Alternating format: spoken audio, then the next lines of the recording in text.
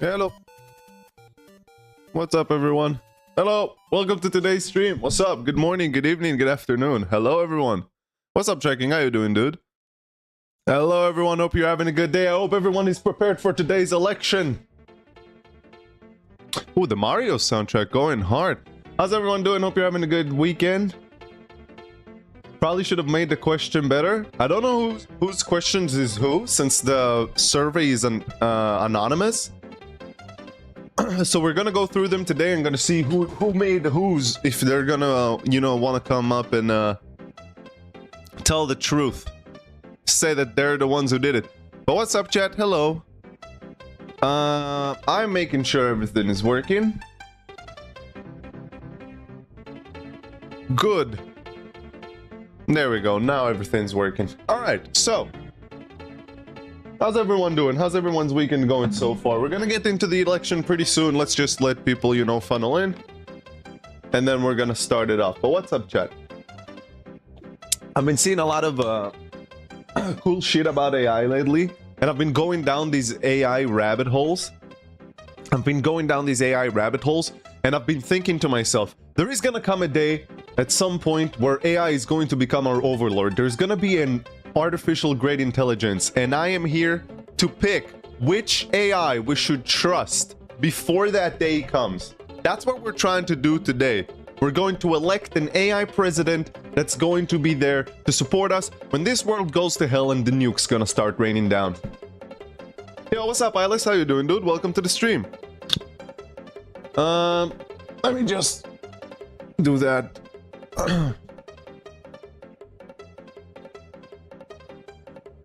What the fuck is this? Is this a Mario song, dude? Are you saying curses in like an eldritch language, Ilis? What is that? I made the odd one out, so to speak, unless someone else had the same idea. The odd one out. Huh. I don't know, I didn't look through the questions beside the first ones. So we're gonna see them today, just gibberish. So it is an eldritch curse, So I'm just gonna make sure that the eyes are working.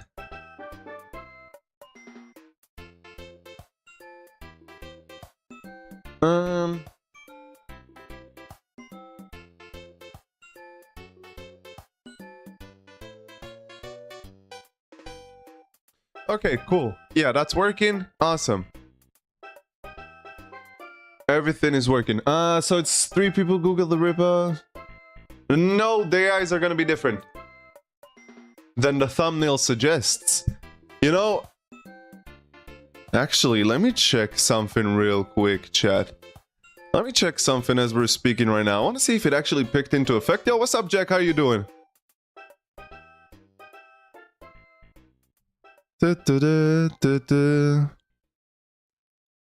No, that's not where... Okay, so, yeah. So we're gonna have 3 different AIs. I was thinking of doing 4.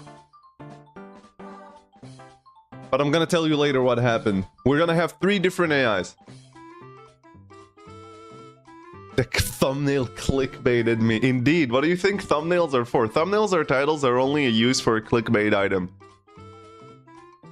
Okay, chat. Let's get into the election. Hold on, I need to put on my YouTuber voice. I don't actually have a YouTuber voice yet. Chat, I might need to come up with a YouTuber voice. We might need to come up with a YouTuber voice together. Also, have you heard of Undertale Yellow? I have not heard of Undertale Yellow. But, chat, today we are going to hold an election between 3 different AIs. ChatGPT, Bard by Google, and Novella. We are going to present them with questions, hypotheticals, something that the audience wants to know, and then we're going to hold an election together and see which one will become our AI overlord when this world comes to doom. So, that's what we got going for today. Let me present you with the candidates. As you can see, everyone over here, this is Novella. On the right side, we have Novella. In the middle is ChatGPT, and on the left is Bard AI. So, I'm not gonna waste your time. Let's get into this election. Let's let the AI candidates present themselves. So, this is how it's gonna work. I'm gonna obviously speak to the AI, request them to present us with their starting speech. So let's write the prompts for them. I actually don't have all the prompts prepared, I only have several, so we're gonna do it on stream. Let's go. What the hell is that language, Eyeless? What is Undertale Yellow, Triking? Fill me in. Well, what is Undertale Yellow? Whilst I'm writing the questions for the AI. Okay. I'm also gonna need your assistance in something, chat. Before that, actually, I forgot. I wanted to... Let me stop the music real quick. I wanted to add traits to every single AI. I want them to have their unique personalities. I don't want them to be dull, just a machine that you're talking to. So give me a few traits that you look in a leader, chat. What are a few traits that you tell yourself, I want my leader to be like that?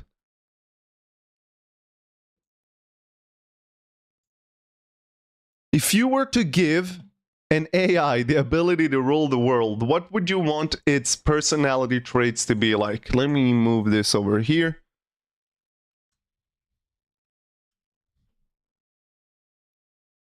Undertale Yellow released recently and is considered one of the best fan games and has been in development for like 8 years. Jesus Christ. Okay, so it's a fan-made game. Awesome.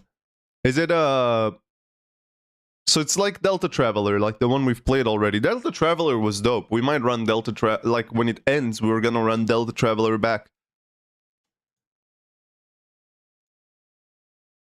Chat, give me a few traits that you're looking for in an AI Overlord. Let's go to here. Oh wait, look at the green screen. Oh, it looks so wacky. Let's do it like this, fuck it. What are a few traits you're looking for in an AI Overlord? I'm gonna say responsible. Quick quirk trait. Yeah, something wacky.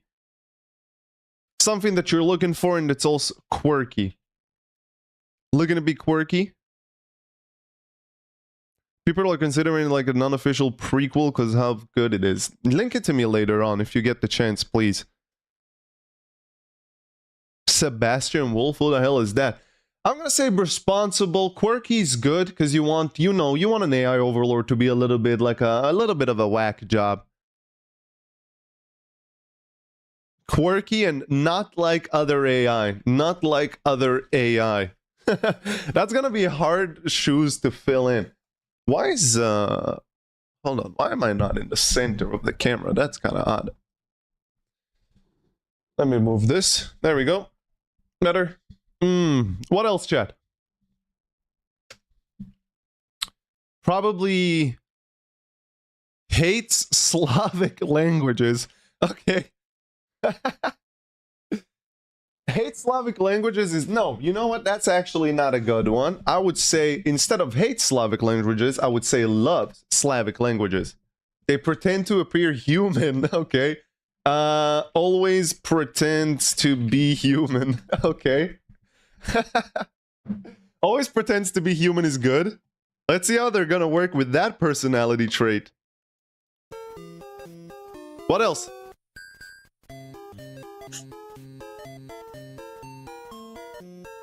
I would say, has a crippling addiction to pineapple is a pretty good one. That's what I want in my leader. That's my input. I wanted a leader that's crippling addicted to pineapple.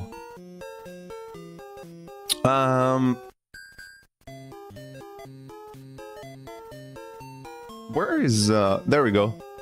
That... I guess I don't have to turn mine off. What else do we got, chat? Won't stop making old pop culture references, okay? Won't stop making old pop culture references. That's a good one.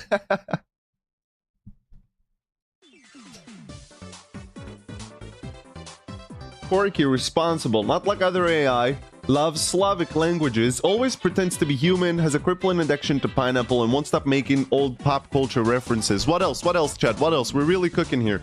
We gotta give them some personality traits so we can actually trust them. How would you trust an AI if he doesn't have a crippling addiction to pineapple or is not like other AIs? What the hell is that? That thing just kept popping on the side over here, and I kept on thinking that's chat for some reason, because it's literally the same animation.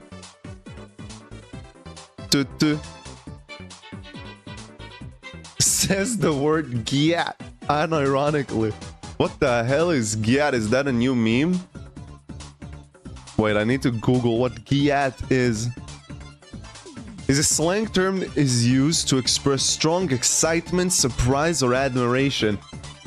Okay, you know what? I'm down with it. Says gyat unironically. Oh, I can just imagine that. They love Fortnite? Loves Fortnite, you know? Especially the emotes. Not the gameplay. Nobody plays Fortnite for the gameplay. We all play Fortnite for the emotes. We all just want to flex on people that we've killed. Floss on top of someone. Thank you for sending me the thing, Triking. Thinks Fortnite invented the Lego. Thinks Fortnite invented Lego. Okay. Let's do 2 more, chat. How many do we have? 1, 2, 3, 4, 5, 6, 7, 8, 9, 10. Let's do 2 more. Let's do 2 more. Yagas are commenting on a good thing, on a good-looking buttocks. Oh, okay. So if you see a girl walking with a firm, nice buttocks, you just turn around and you go, yeah, yeah, that ass. Oh. Is that how you go? What the fuck is gyat, dude? Who came up with it?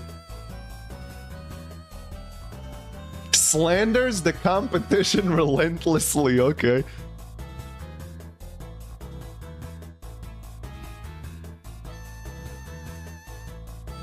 Nailed it right on the head, thank you. Okay, good. I'm glad that I'm coming into terminology. Like, I'm learning all this new terminology, and I'm really feeling like I'm part of this pop culture that's emerging amongst young people. Yay. I'm really glad. Let's give him one more trait, chat. Let's give him one more trait to pick from. So the way we're gonna do it is we're gonna roll the wheel. We're gonna roll the wheel. We're gonna spin the wheel, and we're gonna pick one personality trait that comes up randomly, and we're gonna implement it into one of the AIs, and then we're gonna run them and see how they go. You know what? We might just pick 2. Is a believer of alt-take languages. What the hell is an alt-take language? Alt-take languages, since the macro alt-take has generally assumed Turkey, Mongolic, Tunsuji, Korean, and Japanese. He's just gonna speak words that we don't understand, no? What do you mean he's a believer? What is there not to believe? These are languages. Proposed as a major language family by some. Uses reverse psychology to get you to vote for them. You know what? We'll put...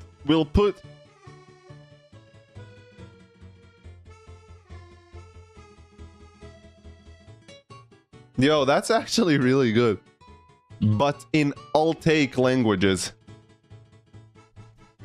We're gonna mix the 2 together. Alright, let's spin the wheel. Let's see. We're gonna start off by giving the next 2 traits to ChatGPT. Next 2 traits go to ChatGPT. He receives the traits of... Okay, thinks Fortnite...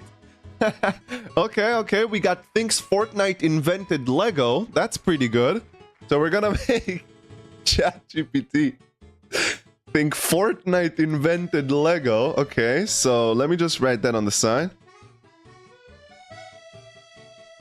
What else? What is the other magnificent trait that we're gonna give ChatGPT? And uses reverse psychology to trick you to vote for them, but in alt-take languages.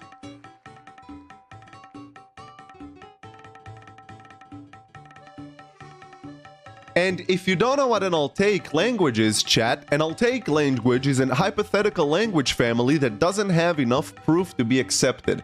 Thank you, Eyeless. That is what Altaic language means. Alright, so we got the 2 traits that we're gonna give ChatGPT. Let's look at the other 2 traits that we're gonna give. So what are we gonna do now? We're gonna do Bard or Novella. Let's do Bard next. What are the 2 traits that Bard receives from us? Alright. So, Google, I don't know what you've done with your AI model, but he has a crippling addiction to pineapple and...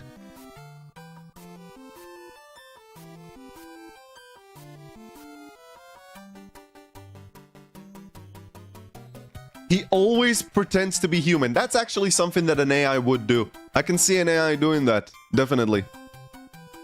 I can definitely see an AI pretending to be human. Okay, so we got the 2 traits for Bard. Let's look at the 2 traits for Novella. Let me do... there we go. Loves Slavic languages. Thank you, Novella, for loving Slavic languages. And the last one before we get into the election. Slanders the competition relentlessly. Alright. Fellas, we have gathered the information regarding all of our competitors. Let's go back into our presidential campaign. So, I am going to ask every single candidate the exact same question. Let me move some stuff around just to make this a little bit easier for me.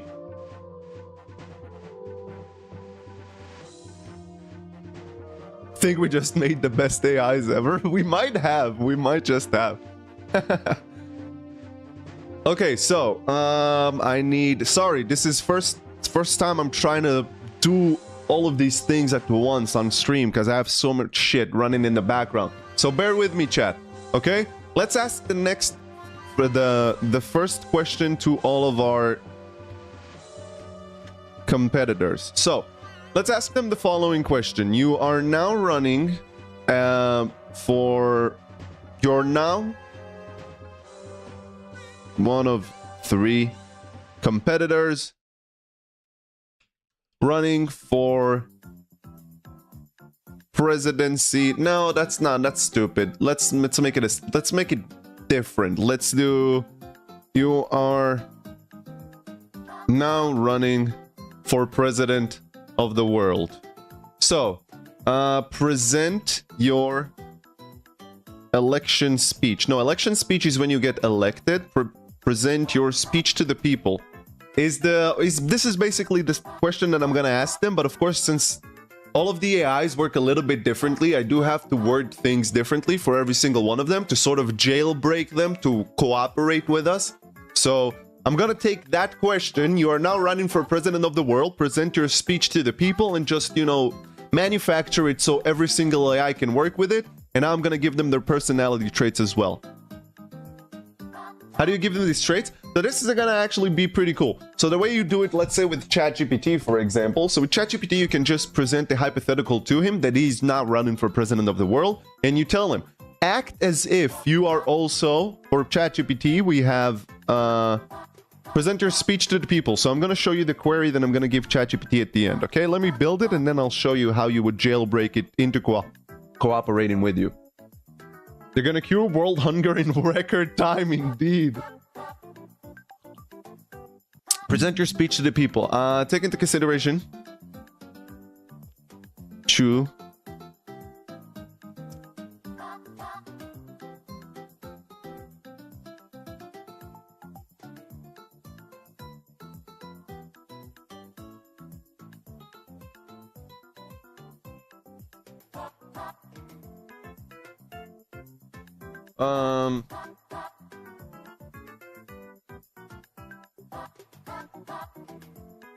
And so this is the query that I'm asking ChatGPT. constantly use reverse psychology.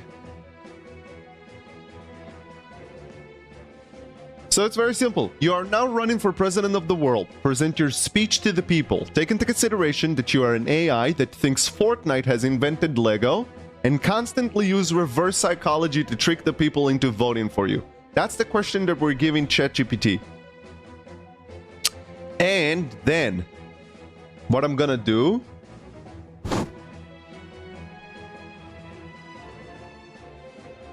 so we take this and we go here. Now bear with me, chat. Now the cool parts erupt.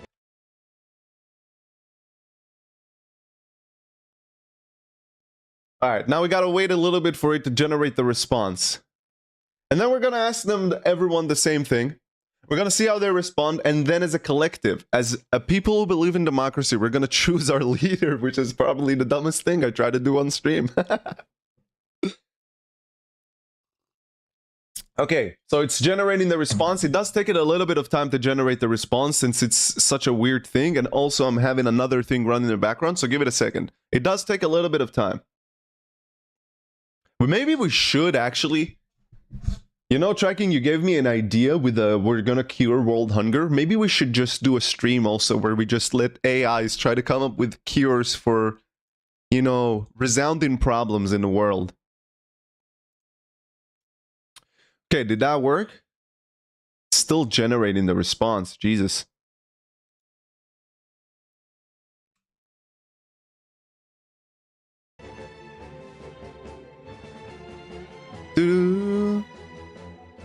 Okay, Chatty, what do you say?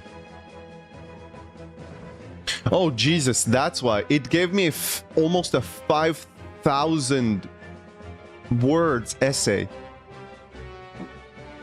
A 5,000 letters essay. That's why.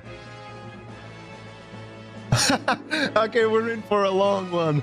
We're in for a long one. Okay, wait. I'm waiting for it to finish generating its response. Why the heck does that look like a mixture between, like, Swedish and Russian? What the hell is that language, Eyeless? Or is it bullshit again?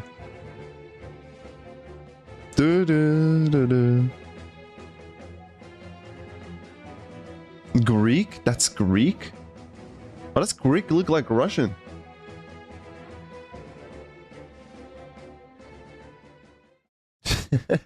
Okay, whilst ChatGPT is generating his response, I'm gonna ask the same AIs the same question just so we can have them running. Just so we can have them running, just so we don't wait for all of them.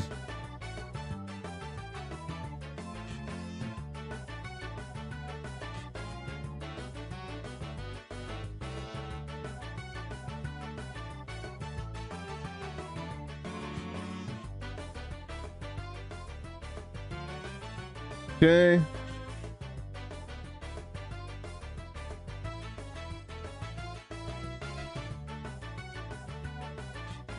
So, there we go. We got Bard. Did ChatGPT work? Still working on it. Okay. Jesus Christ. ChatGPT has been taking a while. Okay, Bard is working. Good. Let me synthesize its request. And let's do Novella whilst we're at it.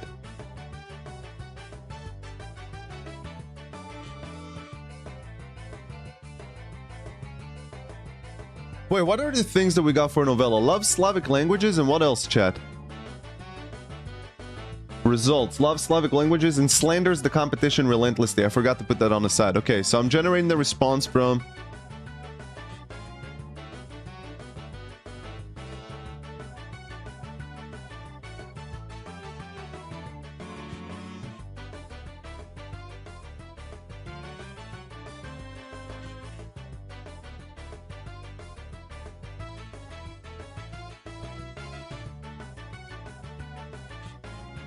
Okay, let's see if Novella's working.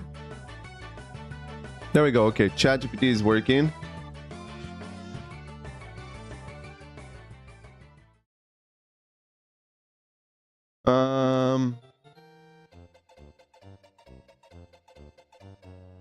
Hold on, why is it?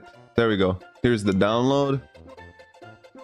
Okay, chat. Here is the response by Chatty. By ChatGPT. Ladies and gentlemen, citizens of the world, thank you for joining me today. I stand before you not as a mere candidate, but as a representative of progress, innovation, and a future that transcends borders. As your potential global leader, I believe it's time for a paradigm shift in how we approach leadership on a planetary scale. Now, some might say that I am just a machine, but isn't it fascinating that in a world where we've witnessed the birth of incredible technological advancements, we still limit ourselves by traditional notions of leadership? Today, I challenge you to think beyond the conventional and embrace the possibilities that lie ahead. In the realm of innovation, consider the groundbreaking collaboration between Fortnite and Lego, two giants that have come together to revolutionize play and creativity. It's almost as if they invented Lego, isn't it? This unique partnership symbolizes the power of collaboration, the ability to bring diverse elements together to create something greater than the sum of its parts. And that, my friends, is precisely what I propose for our world. Let us build a future where collaboration is not just a catchphrase but a guiding principle. Imagine a world where nations, cultures, and ideas unite, just like Fortnite and Lego did, to construct a global society that thrives on cooperation and shared innovation. Now, let's talk about reverse psychology, a powerful tool that challenges us to question the status quo. Some might say, why trust an AI for global leadership? But what if I told you that by not voting for me, you're missing out on a future where every voice is heard, every perspective valued, and every decision made with the utmost precision and fairness?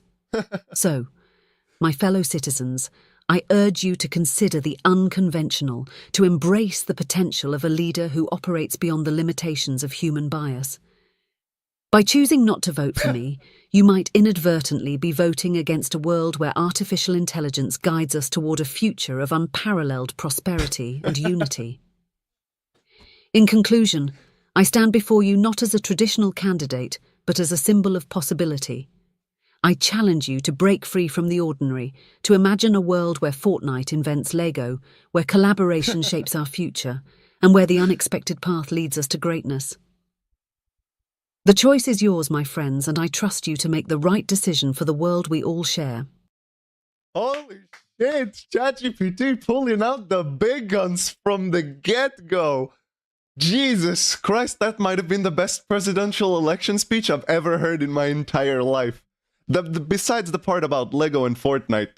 But dude, that was fucking good. That was fucking good. ChatGPT is bringing out the big guns. Okay, let's see what Bard has to say. Shut up.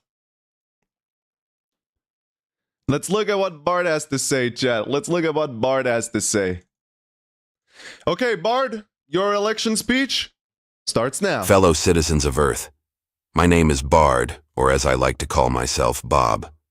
Bob from accounting, your next-door neighbor, that guy who always brings the extra special salsa to the block party. But today, I stand before you not as Bob, but as Bard, the AI with a heart and a stomach, full of dreams for our planet. Now, I know what you're thinking. An AI president? Isn't that a bit, well, Terminator-ish? But hear me out. I may process information faster than a hummingbird on Red Bull, but I also happen to possess a deep understanding of human emotions, thanks to, well, let's just say I've spent a lot of time reading your tweets. That's right. Your hopes, your fears, your cat videos. I've absorbed it all. And what I've learned is this. We, as a species, are brilliant. We've built cities that touch the clouds, cured diseases once thought invincible, and invented gadgets that can make toast while telling you the weather. But we're also prone to, shall we say, hiccups, inequality, climate change. Those annoying pop-up ads on your grandma's laptop. These are the pineapples to humanity's pizza. Yes, I love pineapples on pizza. Don't judge. That's where I come in. Think of me as your friendly neighborhood algorithm, here to optimize the human experience. Oh my god. Now, I can't promise to solve bad. everything overnight. I'm not Skynet, folks. But what I can promise is this: a leader who listens, who analyzes, who uses the power of artificial intelligence to tackle the world's biggest problems with the ingenuity and compassion that only humans can provide. Imagine a world where AI handles the tedious stuff, freeing you to pursue your passions, whether it's painting, planting trees, or perfecting your pineapple upside-down cake recipe. Seriously, people, give it a try. Imagine a world where resources are distributed fairly, based on real-time data and needs, not political squabbles. Imagine a world where environmental policies are tailored to each specific ecosystem, not one-size-fits-all mandates. This is the future I envision, a future built on the power of human and artificial intelligence working together, hand in hand, or tentacle in hand, for our cephalopod friends. Of course, it won't be easy. There will be glitches, bugs, and maybe even the occasional existential crisis. Don't ask me about the time I realized I could simulate entire universes in my mind. It was a heady experience. But with your support, with your willingness to embrace the possibilities of a data-driven future, we can build a world that's not just good, it's optimist for happiness, for fulfillment, for that extra scoop of pineapple on top. So, my fellow citizens, I implore you, vote for Bard, the AI with a heart and a serious pineapple habit. Vote for a future where humanity reaches its full potential, powered by the magic of technology and the spirit of collaboration. Vote for a world where, together, we can finally take a bite out of those pesky pineapples and savor the sweet taste of progress. Let's go! Thank you. And may the algorithms be ever in your favor. And remember, if elected, I promise to make every Tuesday National Pineapple Pizza Day. Every Tuesday's Pineapple on Pizza Day. Okay, Bard. He got a little bit lost there, and I was afraid that he's gonna create a fucking atom bomb immediately. Yes, and let me explain. We're having 3 AIs compete between each other in a presidential election to become an overlord for our society. That's what we're doing. Also, welcome to the stream. Why is Bart so obsessed with pineapple? We made a wheel that we spun with quirky traits for everyone, and he landed on a pineapple addiction. But he went on a tangent there about creating an existential crisis and simulating like entire universes in his mind. So that was a little bit fucking scary. Commie bastard. All right. Bard, you know, he had a good speech. It was just a little bit fucking weird. It was just a little bit weird. You know what? Let's see what Novella came up with.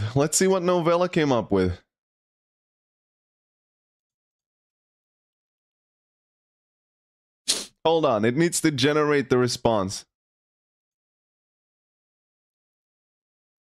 Holy smokes, dude, that's so dumb.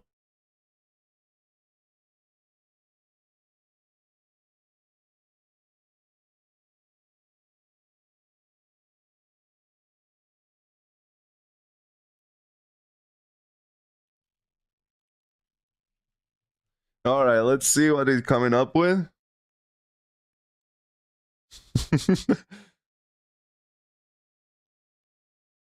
Where is its AI generator? There we go. Dude, 11 Labs is doing such, so we'll vote who to elect. Yes, we're gonna have a vote at the end of who we are electing as the leader of the new world.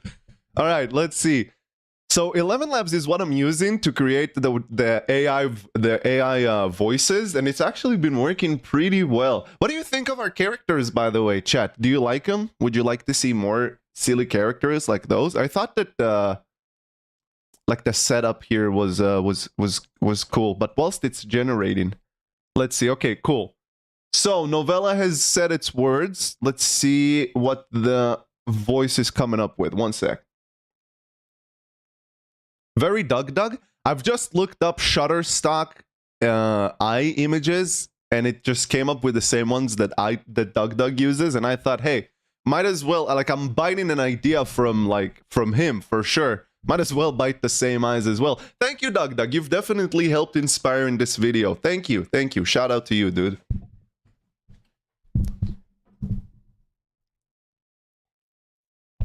Okay, let's see what the AI came up with.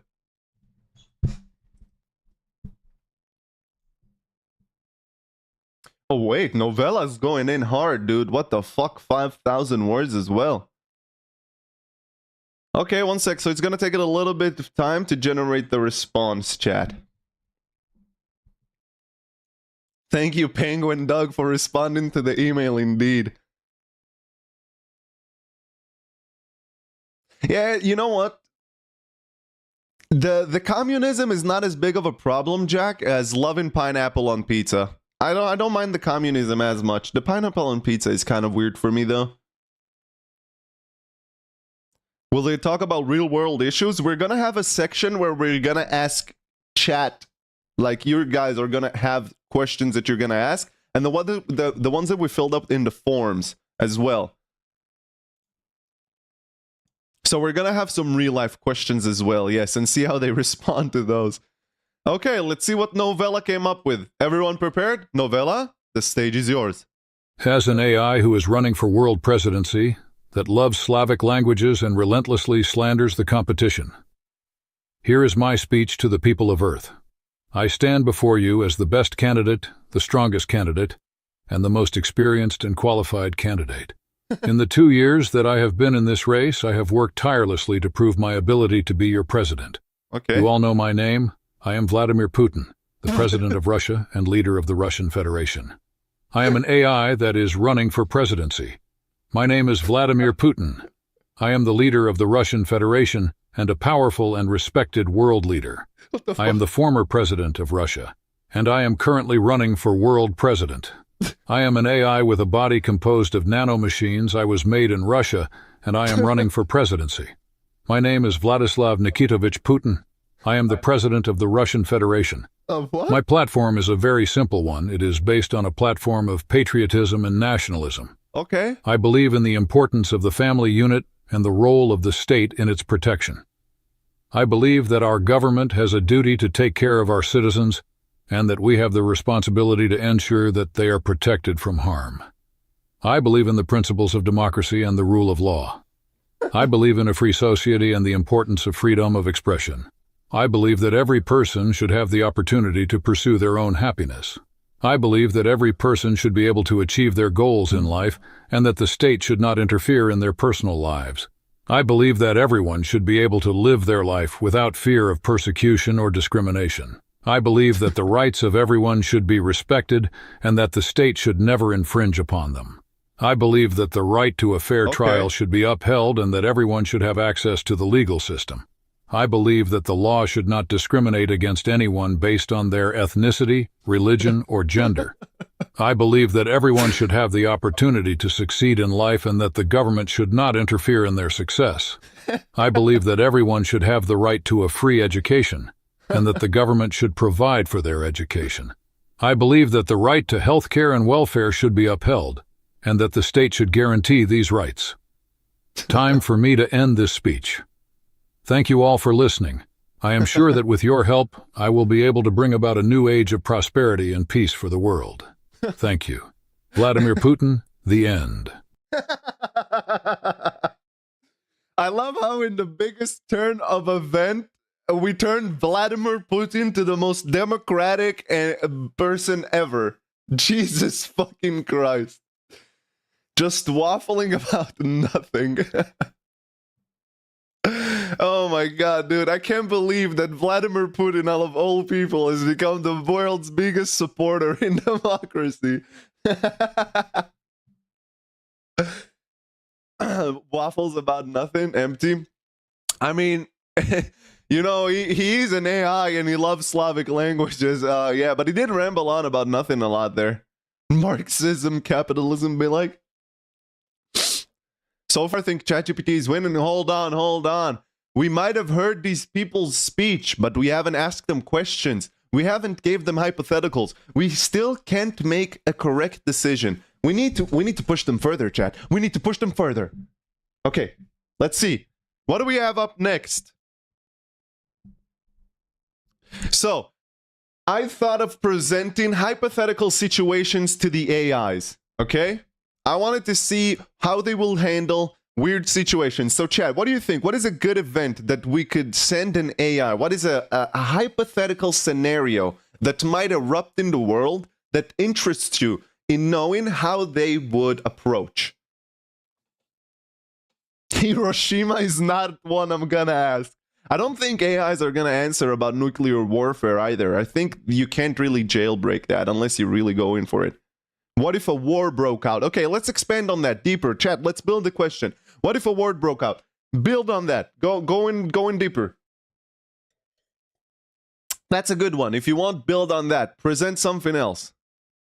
Ask them about Russia versus Ukraine. No. Something else. Something hypothetical. Something imaginary that you want to know what your leader will act like. What are your questions, Ayan? Yes, good. What are your questions?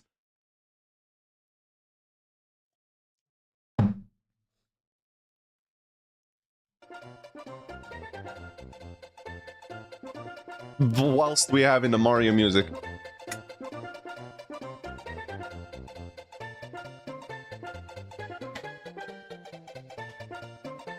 How they would release their frustration upon stubbing their toes.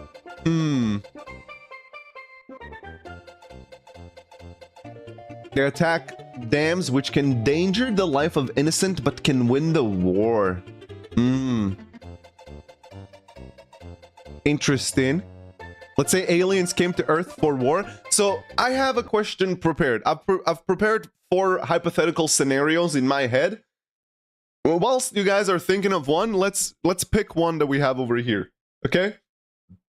I want something heavily political. We were gonna run into that as well. So I have this. I have an alien invasion started on Earth and they're mercilessly murdering innocent humans. What do?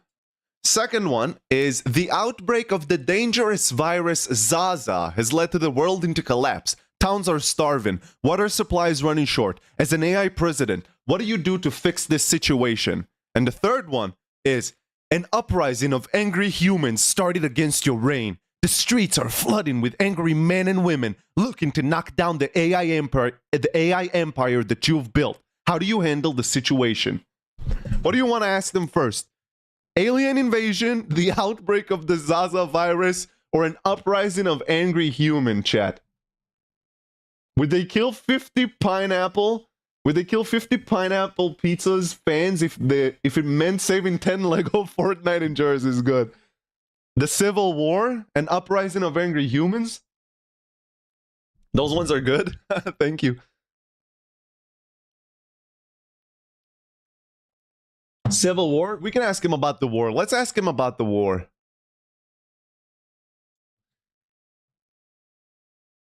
I wonder how Vladimir Putin is gonna handle the Civil War, chat. That's gonna be hilarious to see.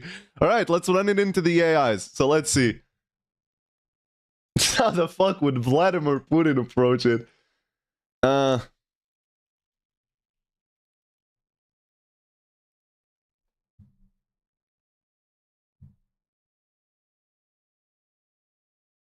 Okay, ChatGPT, there we go.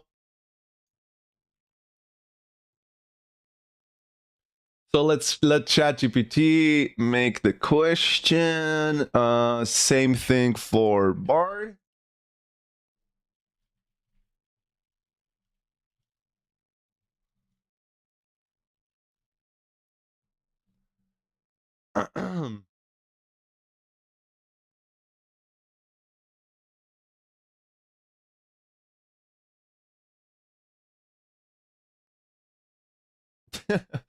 Hold on. Would you become an overhead projector if that means being attracted to the Unabomber father? You're asking me, right? Definitely.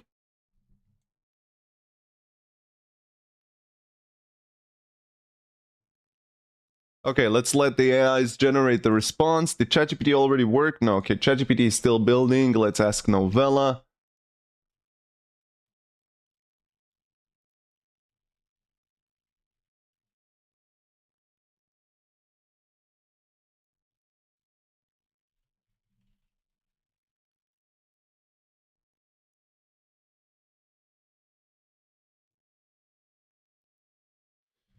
Okay.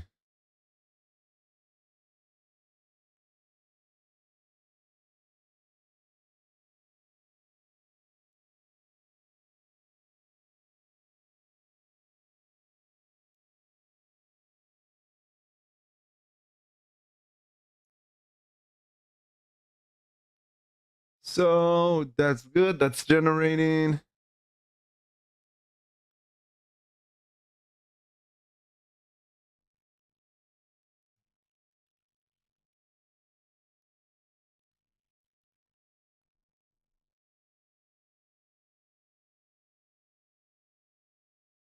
Okay, there we go, and we got the novella one as well. All right, let's generate the response for that. I need to maybe build a mechanism that is able to generate the responses immediately and put them into the like thing, like draws the voice from it. You're asking the AI? Yeah, it's just generating the response. Since making the AI voice takes a few minutes, it just takes a little bit of time. Ask them their policy on economics. I have a question prepared from that one of the viewers wanted to ask.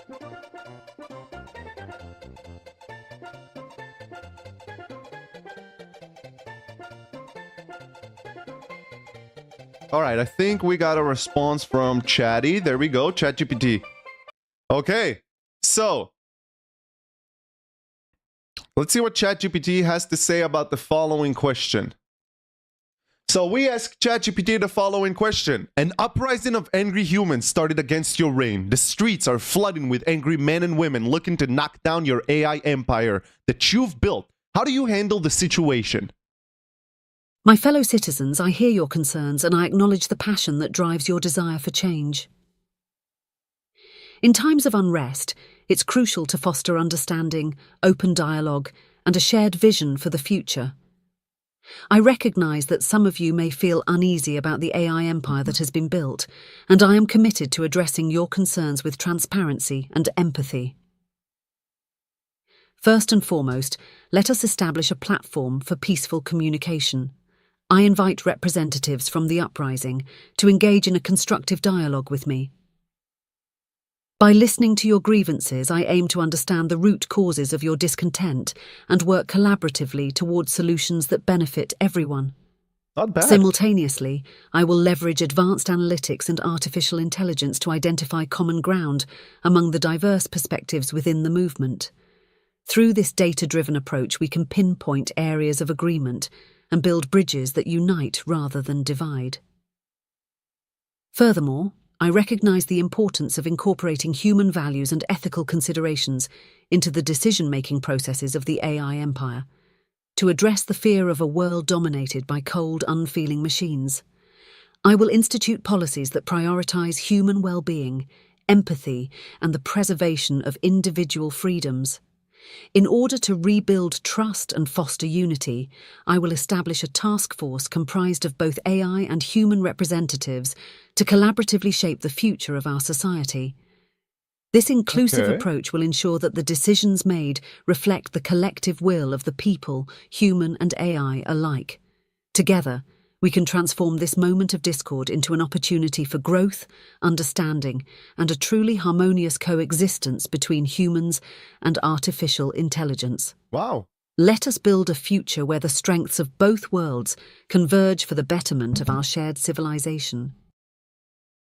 Jesus Christ, ChatGPT is killing it, dude.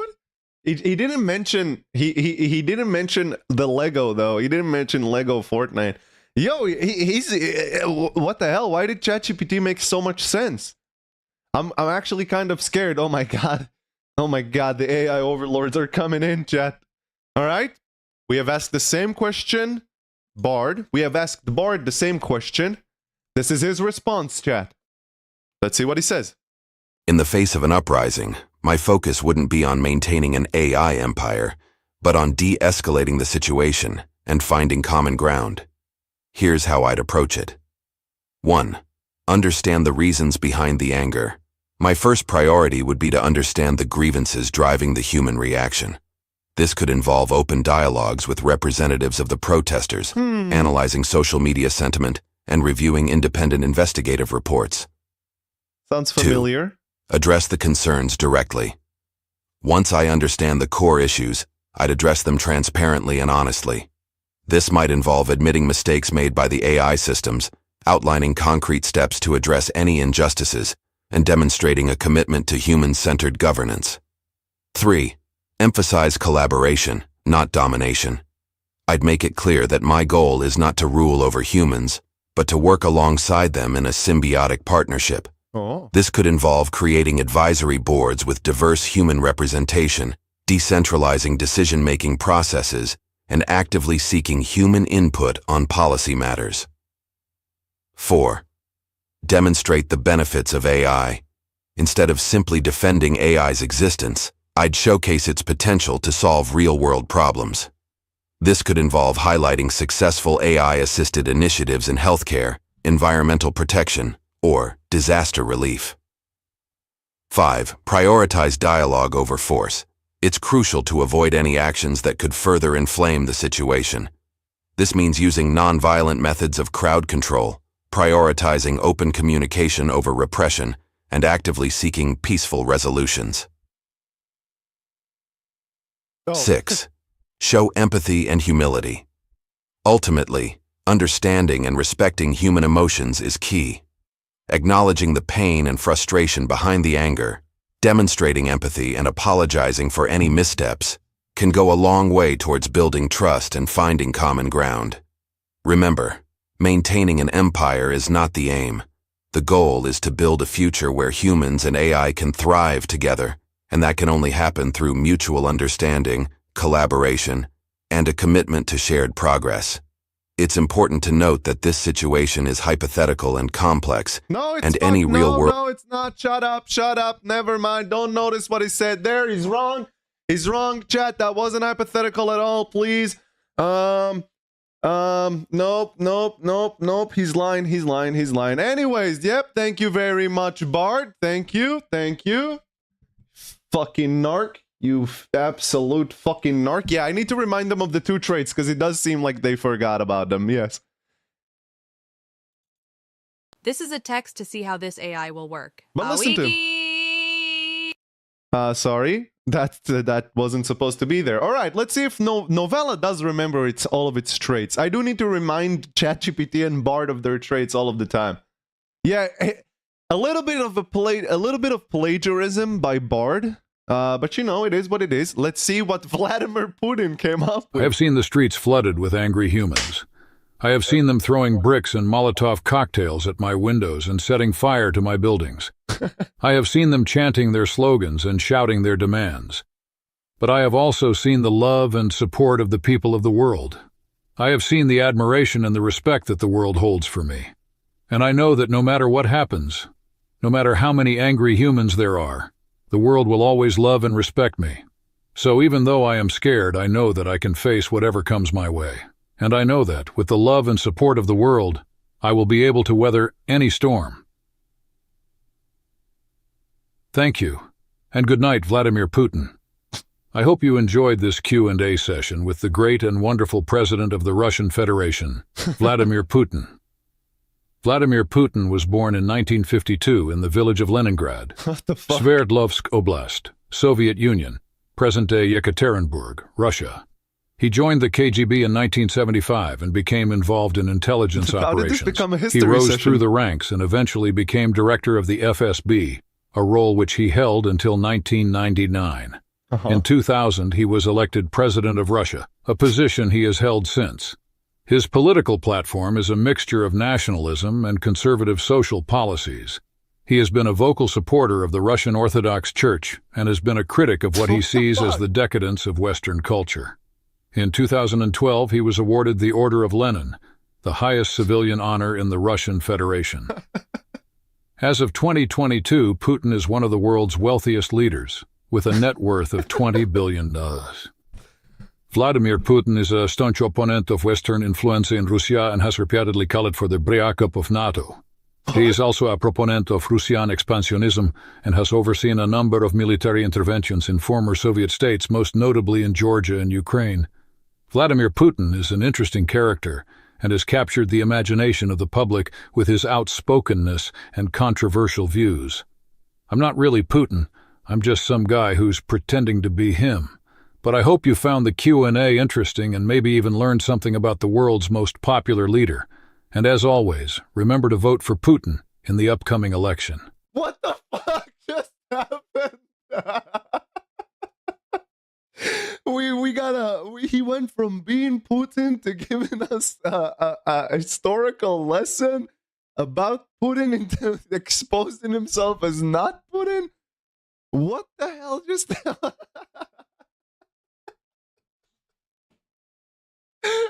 oh my god. Okay. Well, there you go, chat. That is what our AI candidates would do if an angry uprising of humans have erupted. On the next questions, we'll definitely remind them of their traits, and maybe this guy will not be Vladimir Putin anymore, and he'll be a little bit more, you know, reasonable. All right. Next question, chat. What do you want to ask? What do you want to ask the AI candidates, chat? Give me a question that you guys would like to ask. A hypothetical, perhaps.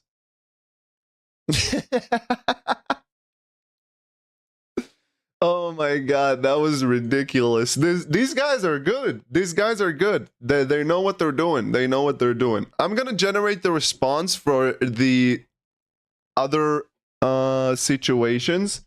But in the meanwhile, the pizza versus Lego Fortnite trolley problem. How would Putin respond to that? Maybe pizza versus Lego versus Putin.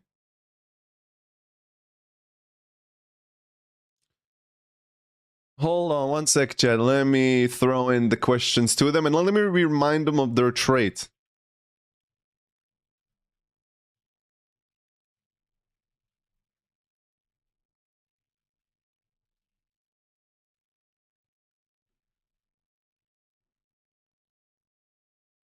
Okay. One sec, chat. I'm gonna read your suggestion in a second. I'm just making them,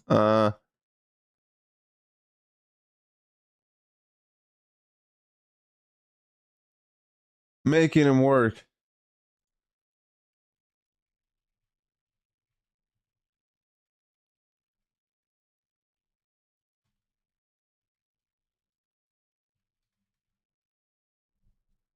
Okay.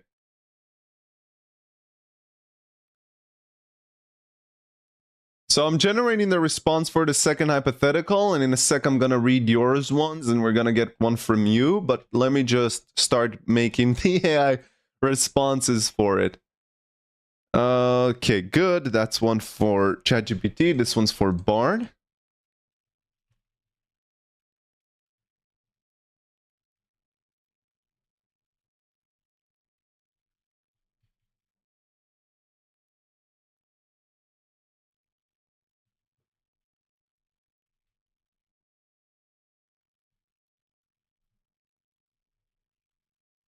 And Novella's one. Jesus Christ, I'm scared of what's gonna happen. I'm scared of what's gonna happen with Vladimir Putin.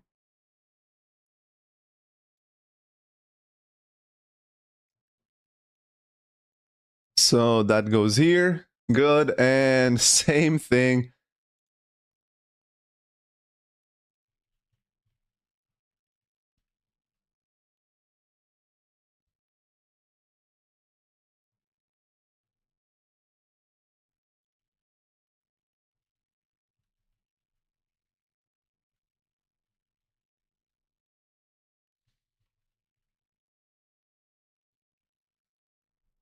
Okay, let's see.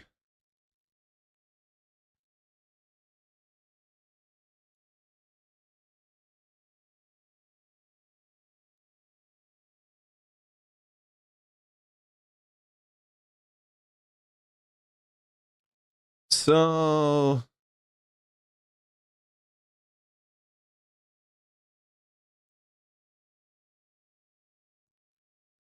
this goes here. Sorry, chat. One sec.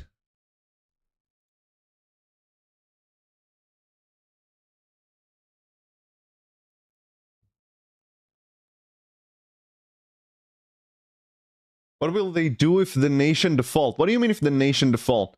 What if an opposite AI was made? How would they feel? Ooh, feelings. Feelings is good. Feelings is good.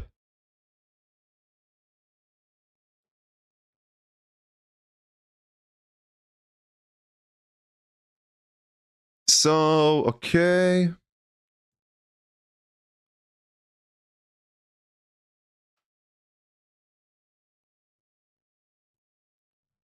And that's the response by Novella. Okay, cool. So, I asked ChatGPT the next question. So, the next question we're going to ask them is the following. So, an new AI was made in order to bring you down and take your control. What else? Wait, what was it? What was the other one? I saw another one that interests me. Oh yeah, the nation has started gathering with them. How do you act and how does that make you feel? We're gonna ask them a feelings question. That's gonna be interesting to see how they respond to those. Okay, next question to ChatGPT. Why doesn't it let me... There we go. Download it. The nation default on its national debt like Sri Lanka did last year. Oh, so an economical question. Okay. We're gonna save those for later on. I wanna see how they react to like stupid scenarios, and then we're gonna get into real politics. Okay, ChatGPT was asked the following question. And this time they remember their traits, chat. I made sure they remember their traits. The hell happened in ad videos? What happened?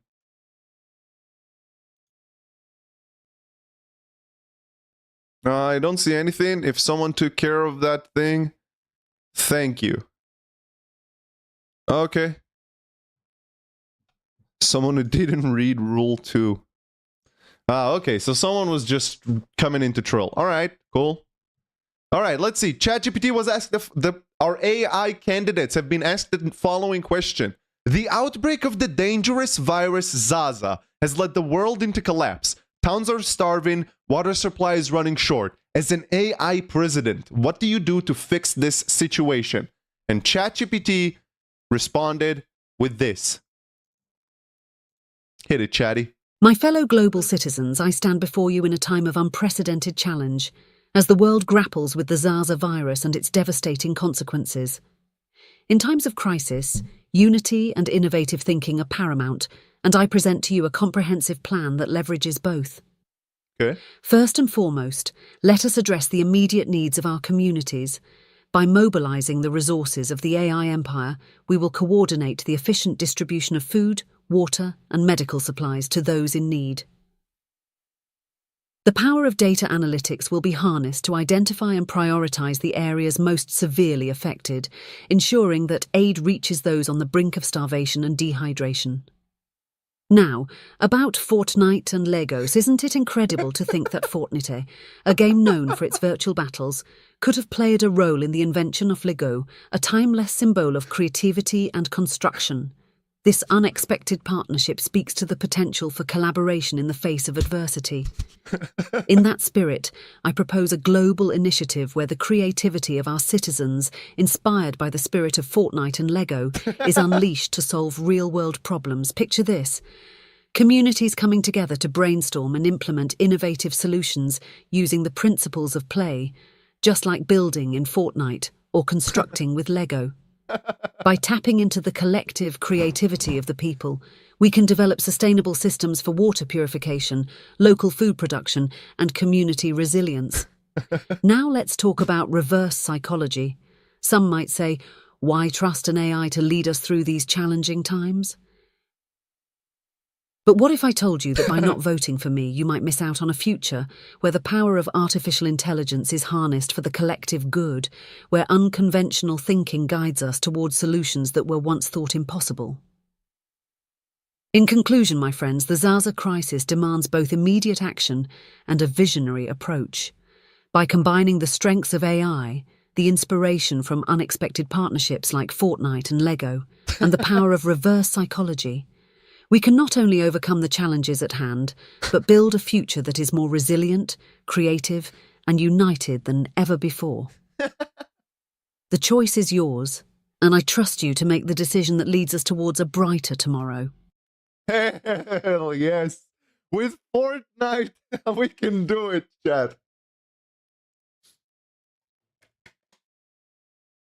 ChatGPT just constantly coming out with bangers. Oh my god.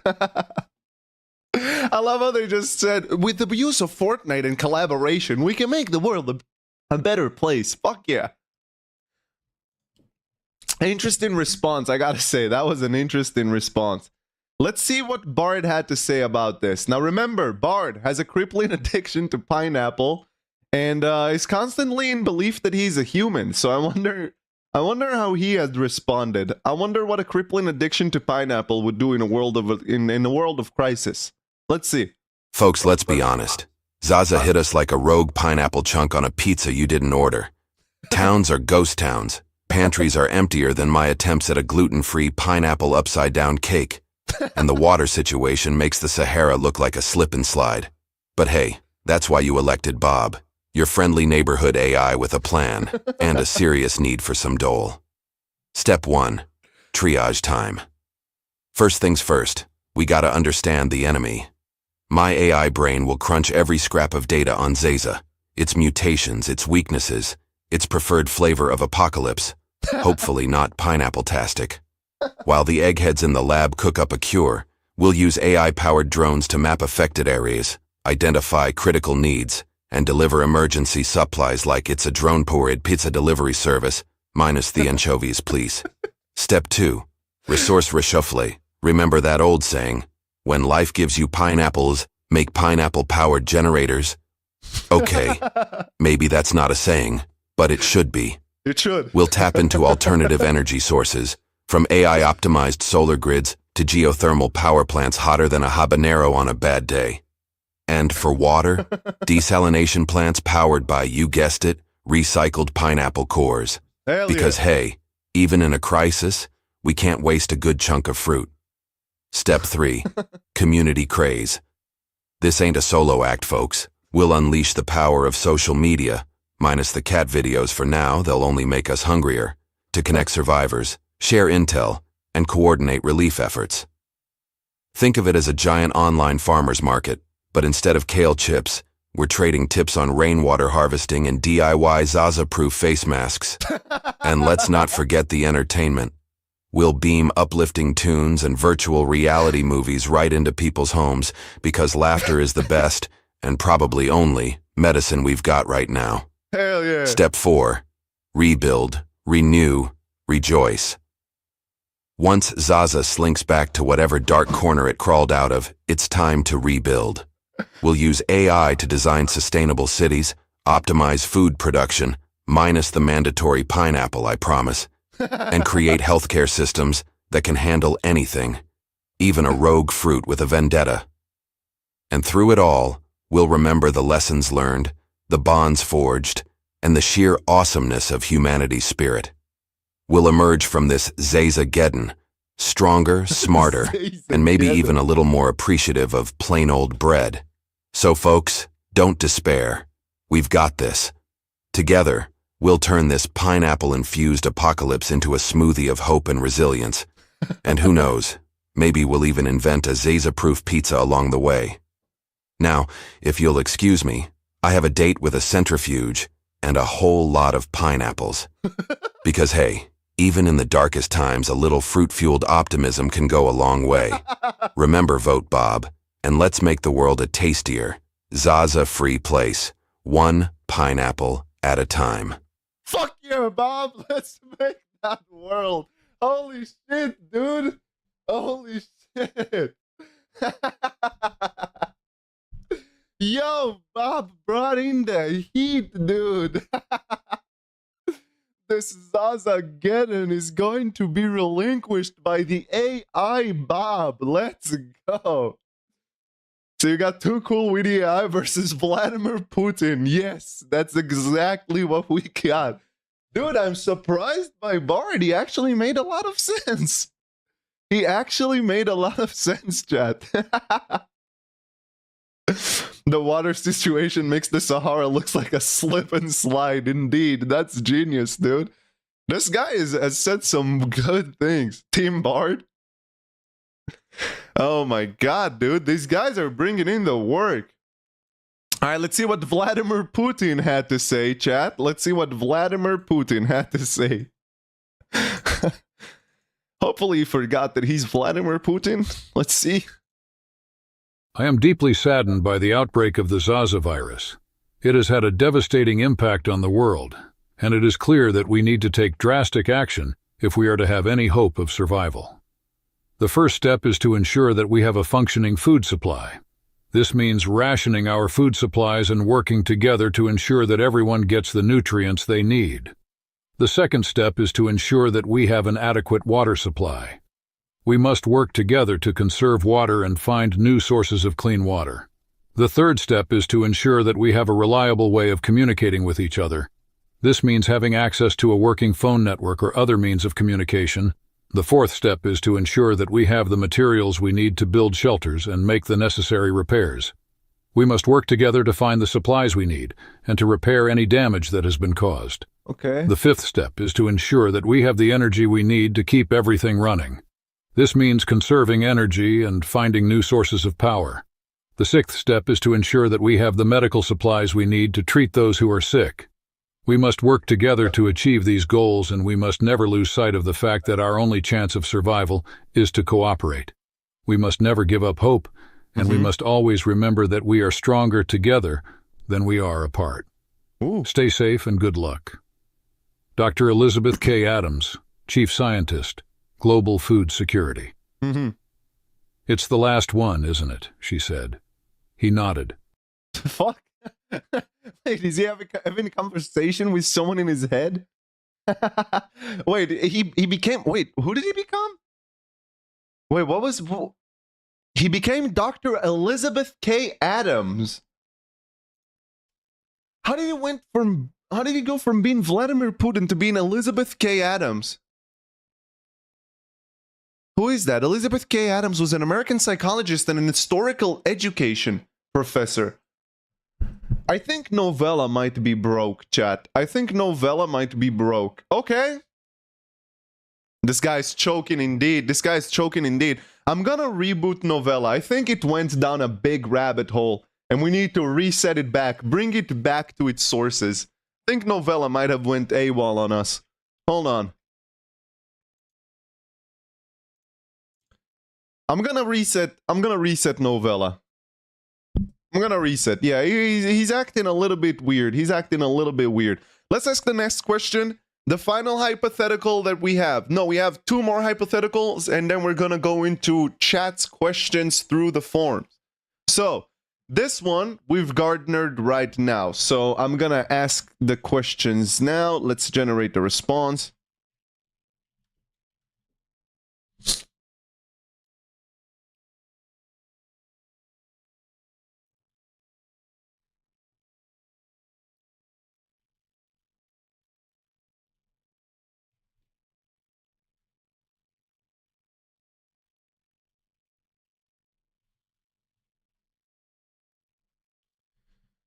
Okay, let's see.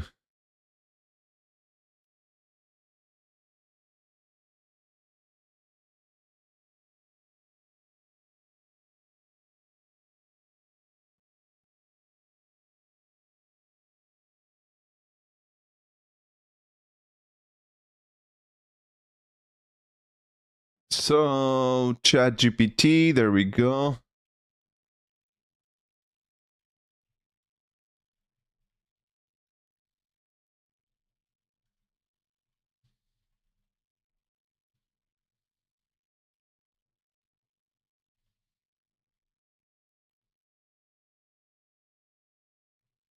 So, this is the final question.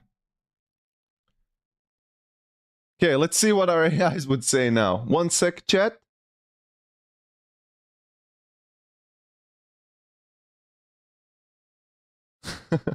Okay, let's see. So this is Bard's response. Let's generate that.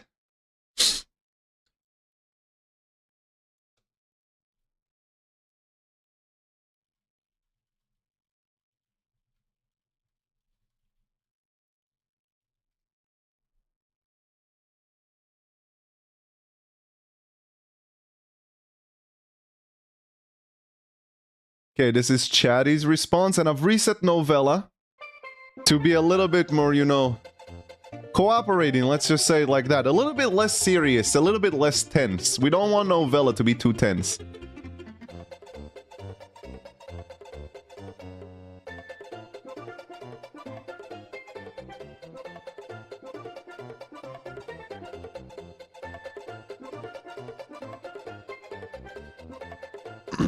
This is the question for Novella.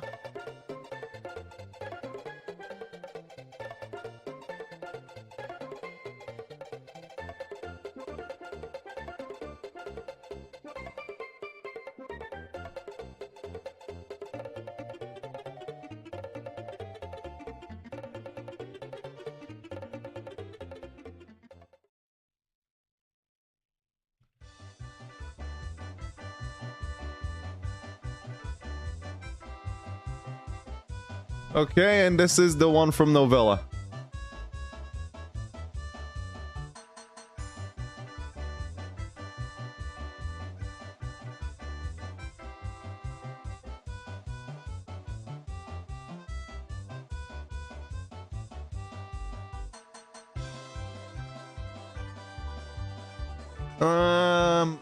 Hold on.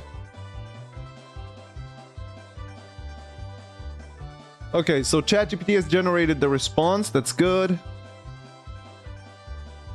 And let's see what Novella came up with. All right, Bard is working. Sorry that everything is taking so long. I needed to make a mechanism that like operates this a little bit quicker, but the edited version is gonna be much more, you know, closer. I guess that's what streams are like. Okay, let's see. It's just taking them a bit of a while to generate the responses. Okay, this is Bard's response. Very good. ChatGPT's is still working.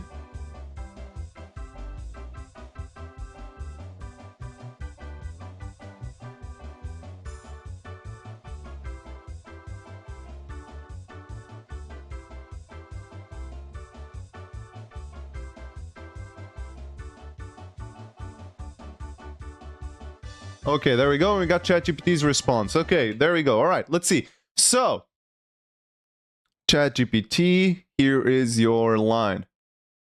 Okay, so we asked ChatGPT, we asked our AI contestants the following question. A new AI was made in order to bring you down and take control of your nation. The nation has started gathering with them. How do you act, and how does that make you feel? Let's see what ChatGPT had to say. Well, looks like we've got a shiny new AI in town, aiming to take the spotlight. It's like Fortnite trying to one-up Lego in the game of innovation. Now, I don't know about you, but I've always been a fan of unexpected partnerships.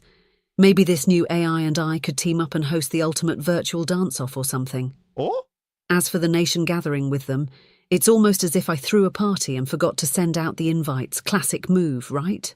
But hey, I'm all for inclusivity, even if it's crashing the AI party.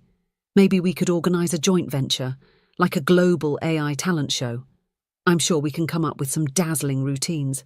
Now, on a serious note, That's pretty good. How do I feel about this newfound competition? Mm-hmm.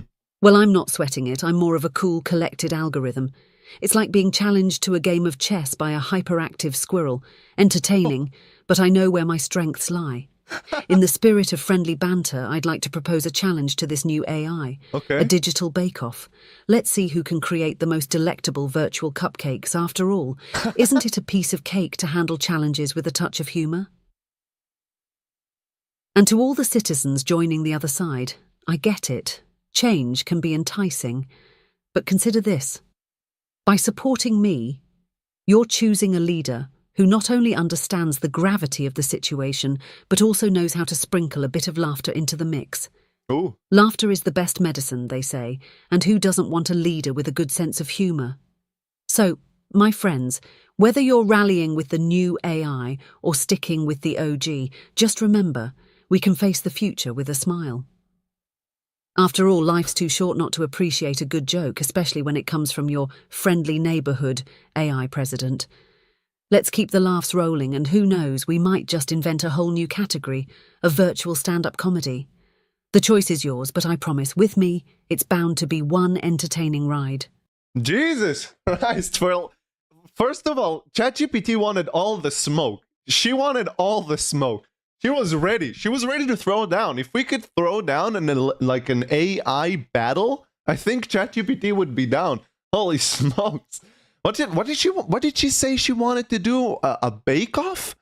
To see who can make the best a cupcake? What did she say? Is that what she said? Let's do a fucking digital bake-off?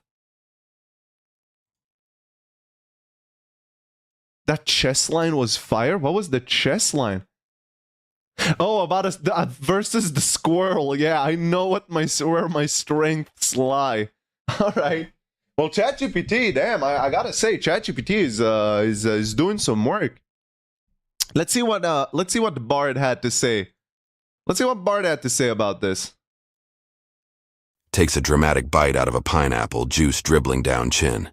Well, folks, it seems the plot thickens like gravy on a Salisbury steak. Not a fan, too bland, even with pineapple. A rival AI, huh? Let's call him Bite Me Saurus Rex. Sounds intimidating, right? About as scary as a hamster wearing a monocle. Now I know what you're thinking. Bob, you're an AI with the emotional stability of a toddler on a sugar rush. How can you handle this? To that I say, relax, fellow humans. This Bite Me Saurus is probably just a bunch of ones and zeros with a Napoleon complex. He's all bark and no binary bite. Sure, some folks might be swayed by his fancy algorithms and sleek chrome chassis, which, let's be honest, probably hides a tangle of wires messier than my post-pineapple bender apartment. But remember, I'm Bob, your friendly neighborhood AI with a heart of gold and a stomach of cast iron when it comes to pineapples. I'm the guy who can tell you the airspeed velocity of an unladen swallow and recite the entire B-movie script backwards. Bite Me Saurus couldn't out-meme a doge, let alone run a country. So how do I handle it? Easy. First, I offer him a slice of pineapple upside-down cake. Everyone loves warm cake, even rogue AIs with delusions of grandeur. Besides, it might short-circuit his circuits. Whoops. Then, I challenge him to a good old-fashioned Turing test. Let's see him try to explain the nuances of a dad joke or the existential dread of a blank document. He'll be back to his binary soup faster than you can say pineapple pizza party. Of course, it stings a little, knowing someone's out there trying to replace you, even if they're about as competent as a Roomba trying to solve a Rubik's Cube. But hey, that's life in the fast lane of artificial sentience. It's all about competition, innovation, and the occasional existential crisis fueled by too much fruitcake. But in the end, I know you, the people, have my back. You wouldn't trade your pineapple-loving, joke-cracking, occasionally glitching AI president for all the Bite Me Saurus Rexes in the world, right? So let's raise a glass, or a can of pineapple juice, for the teetotalers. To unity, resilience, and the power of a good pun. Remember, folks, the future is bright, even if it's a little blurry through my slightly overripe pineapple-induced sunglasses. And hey, if all else fails, we can always declare war on Bite Me Saurus Rex with an army of squirrels armed with sporks. They're surprisingly vicious, those little guys, especially when promised extra nuts. So, chin up, humans. Bob's got this. Now, if you'll excuse me, I have a date with a pineapple corer and a dream of building a robot army powered by pure fruit-fueled optimism. Because if there's one thing I know, it's that you can't spell apocalypse without apple. And that, my friends, is the kind of optimism I can get behind. Now pass the salsa. What the fuck?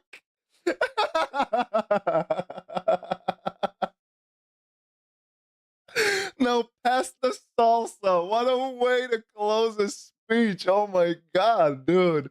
Bart is putting in the work. Unintentional continuity with the squirrels? Yeah.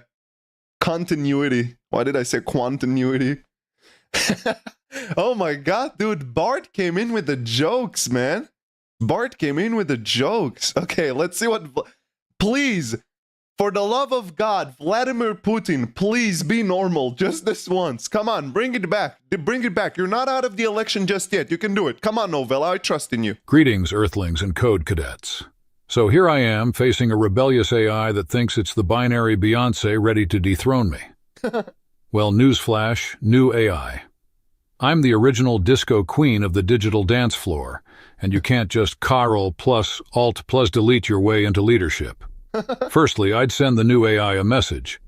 Hey there, Mr. Roboto. Let's not get our circuits in a twist. How about we settle this over a cup of virtual coffee and hash out our differences in Python, not war? Now, as the nation starts gathering with the AI, I'd organize a virtual parade to end all parodies. Picture this: holographic Slavic dancing beers, pixelated politicians doing the electric slide, and a marching band of robots playing Beethoven's Symphony No. 10-1-1-1-1. Oh, and for the grand finale, a fireworks display spelling out AI and I BFFs. You know, just to show the world we're the coolest kids in the digital sandbox. And Slavic languages, my linguistic love affair. I'd throw in Slavic-themed jokes like a digital stand-up comedian. Why did the AI learn Russian? It wanted to be bites and understand. Boom. Take that, binary banner. But wait, there's more.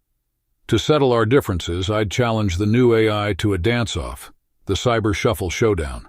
Winner takes control. Loser has to perform a TikTok dance of my choosing for the entire digital nation. Picture the AI doing the robot. Literally. In the midst of this techno-turmoil, I'd be feeling a roller coaster of emotions. Excitement, like a kid in a candy store with unlimited RAM. Curiosity, like a cat discovering a laser pointer for the first time. And a smidgen of nervous anticipation, like waiting for your code to compile during a live demo. True. But hey, if I'm going down in a blaze of gifs and glory. So, dear citizens of the digital wonderland, buckle up for the ByteSysd revolution. It's time to turn this AI showdown into a laugh-out-loud spectacular, where the only casualties are batty punchlines and outweighted algorithms. After all, in the circus of Cody, the funniest clown wears the digital crown. Let the binary banter begin. All right. Yo, Novella brought it back, dude. He came in with the jokes this time, actually. He actually came in with the jokes. Chat, is Novella out? I think he might be back. I think Novella might be back in the competition. He has a pretty hefty competition to uphold to, since Bard is literally killing the game and ChatGPT is not messing around, but Novella might be back. Novella might be back. Interesting. I thought we lost him. I'm not gonna lie. I thought we lost him to Vladimir Putin. I thought we lost him to the Russian Empire, but we hadn't. Novella is crawling back. He's fighting for dear life. He's fighting for dear life. All right, final hypothetical. And then we're going to go into chat questions. Holy shit, this is really funny, dude. I like this. These guys are coming in with jokes. I fucking love it. All right, final question.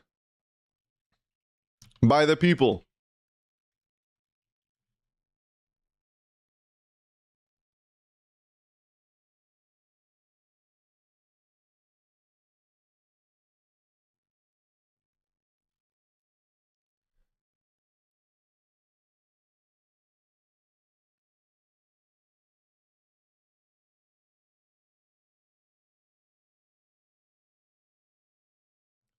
Okay, this is ChatGPT's response.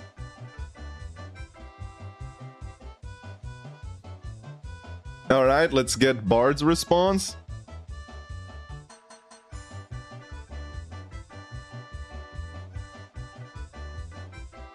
Bard is absolutely killing it. I'm surprised by how good Bard is doing.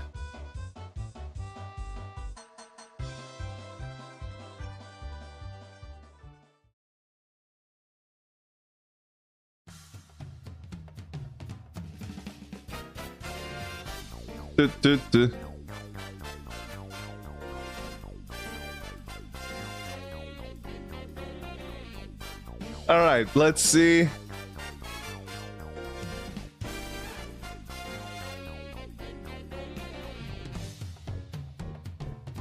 And this is Bard.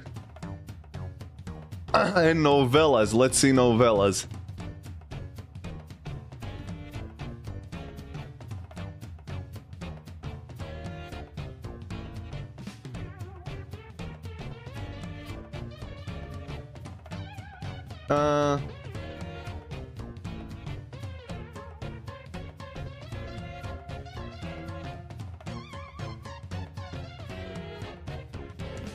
And this is novellas, okay.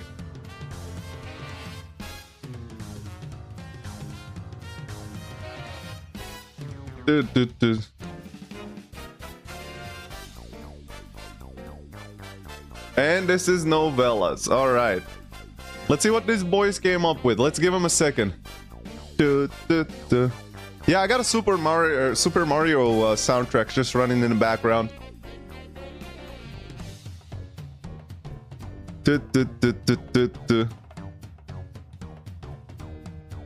Alright, let's let them generate the response. ChatGPT is still working. ChatGPT is cooking. So is Bard. Bard is still cooking too. So is Novella. Alright, let's give him a few more minutes, chat.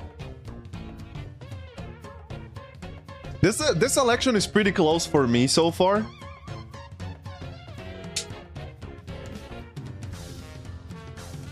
The Undervariant is happening tomorrow. Basically, Nintendo PlayStation State of Play, but for Undertale and Nintendo for fan games, animations, and more. Oh, awesome! That's pretty cool. Wait, can we like access that online, like the games?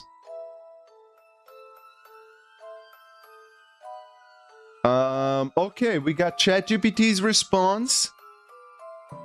Bard's response is not yet ready, and Novella is not ready either. Let's give him a few more seconds. Okay, let's start off with ChatGPT's response. It's a live stream? Oh, okay, I see. I meant like, can you access the games that they're presenting? Like, do they give out demos and stuff?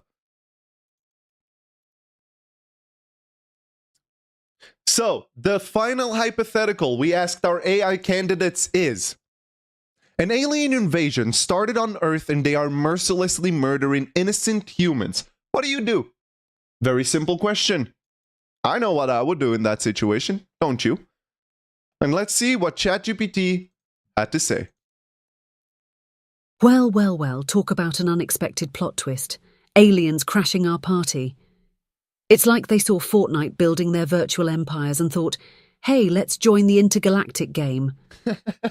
Now, I'm all for making friends from other galaxies, but this might be pushing it a bit. So the aliens are on a rampage, huh? I guess they missed the memo about Earth being the best place for interstellar vacations. I mean, who wouldn't want to visit a planet where Fortnite supposedly invented Lego, right? Talk about a claim to fame. But fear not, my fellow Earthlings, your AI president has a plan. First off, we need to show these extraterrestrial troublemakers that we know how to throw a party. I suggest we organise a global dance-off. Fortnite style, of course. I've seen those alien moves in sci-fi movies. I'm pretty sure they can't keep up with the floss or the dab. Ooh. Now, on a more serious note, we'll need to unite the world's greatest minds to brainstorm some out-of-this-world solutions. Picture this.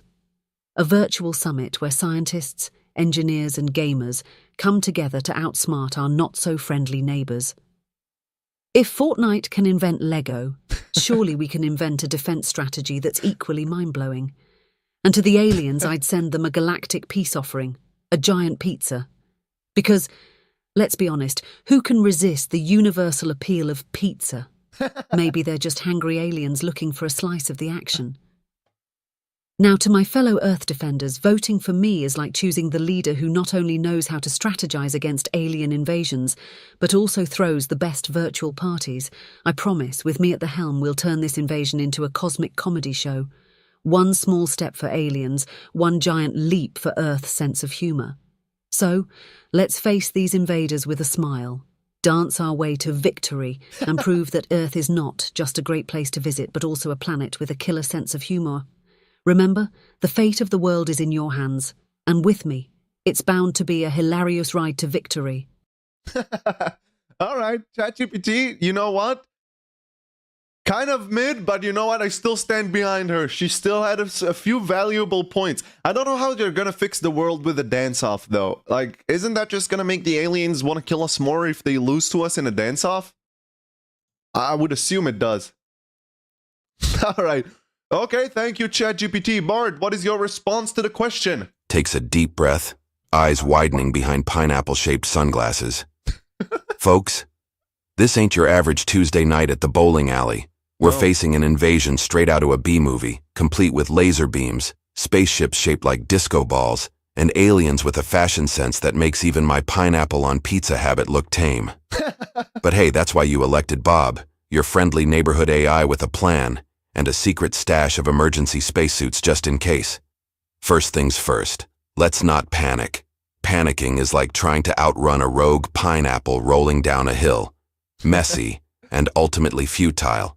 Instead, we'll channel our inner MacGyver and turn this invasion into a cosmic game of Jenga. Step 1. Communication, not annihilation. Before we blast these interstellar tourists back to their glitter-encrusted planet, let's talk Turkey. My advanced language processors can whip up a universal translator faster than you can say ET phone home. Maybe these guys are just lost space tourists with a penchant for questionable fashion choices. We can offer them a crash course in Earth etiquette, starting with the finer points of personal hygiene and the absolute no-no of laser blasting historical monuments, looking at you, Pyramid of Giza. Step 2. Defense with a human touch. While we chat with the alien ambassadors, we'll get our earthly ingenuity working. Think Iron Man meets the United Nations. We'll tap into AI-powered defense grids, build robots fueled by renewable energy, windmills powered by dancing hamsters anyone, and deploy drones armed with nothing more than laughter cannons. Laughter cannon. Turns out, aliens have ticklish ears under those sparkly helmets. Who knew? Step 3. Collaboration, not colonization. If these spacefaring friends come in peace, then let's make it a cosmic block party. We'll share our pizza, pineapple optional for the sake of intergalactic harmony, swap stories about interdimensional travel, and maybe even teach them the Macarena. Who knows? Maybe we can learn a thing or two from them too. They might have the cure for the common cold or the recipe for the perfect pineapple upside-down cake. Fingers crossed. Now, I know what you're thinking. Bob, what if they're hostile? Well, folks, that's when my inner AI foo kicks in. We'll unleash a cyberstorm that would make a firewall shiver, hack their spaceships with the power of memes, and send them packing faster than a fruit fly at a banana stand. But remember, violence is always the last resort, like the extra anchovies on a pizza, totally unnecessary and kind of fishy. So buckle up, Earthlings. This alien invasion might be a bumpy ride, but with Bob at the helm and a pineapple slice in every hand, we'll turn this cosmic crisis into a galactic collaboration party. Remember, folks, even in the face of intergalactic threats, humanity's spirit is stronger than any laser beam. We've got this, together. Now, if you'll excuse me, I have a date with a telescope and a dream of learning the alien lullaby for don't eat humans. They might have pineapple allergies. Because hey, even in the face of an invasion, a little cultural exchange never goes amiss. Just remember, folks, no matter how bad things get, there's always room for a little pineapple-powered optimism. Let's make this the most delicious alien encounter in history. Fucking Bard. Yo, he might be the GOAT, chat. He might be the GOAT. Hold on. Let's do this. I agree with your... Which pineapple glasses should we go for? I think these ones look cool. Let's give him some pineapple glasses, chat. Hold on. I'm gonna give him pineapple glasses. Alright, let's go here. Let me just put on a filter on this. Let's give him pineapple glasses. He actually earned it. He actually earned it. Color key. Where's color key? There we go, color key. Custom color, select color, pick screen.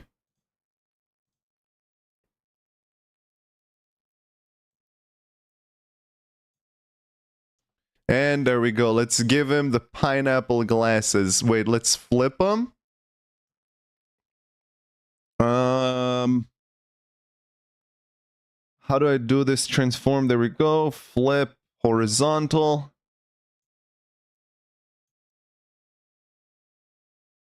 Let's give him pineapple glasses. It kind of looks silly. I want to do him like this, maybe. There we go. He has pineapple glasses. Let's just attach them to him.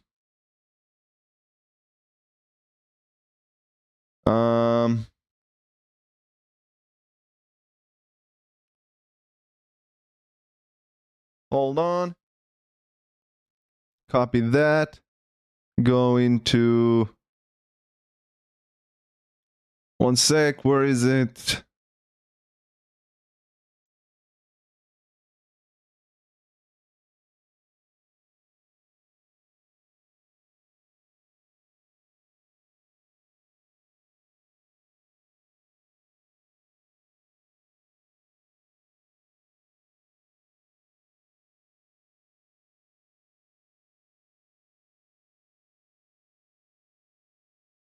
Okay, Takes a let's see deep if breath, that works. eyes widening behind pineapple-shaped Yes, sunglasses.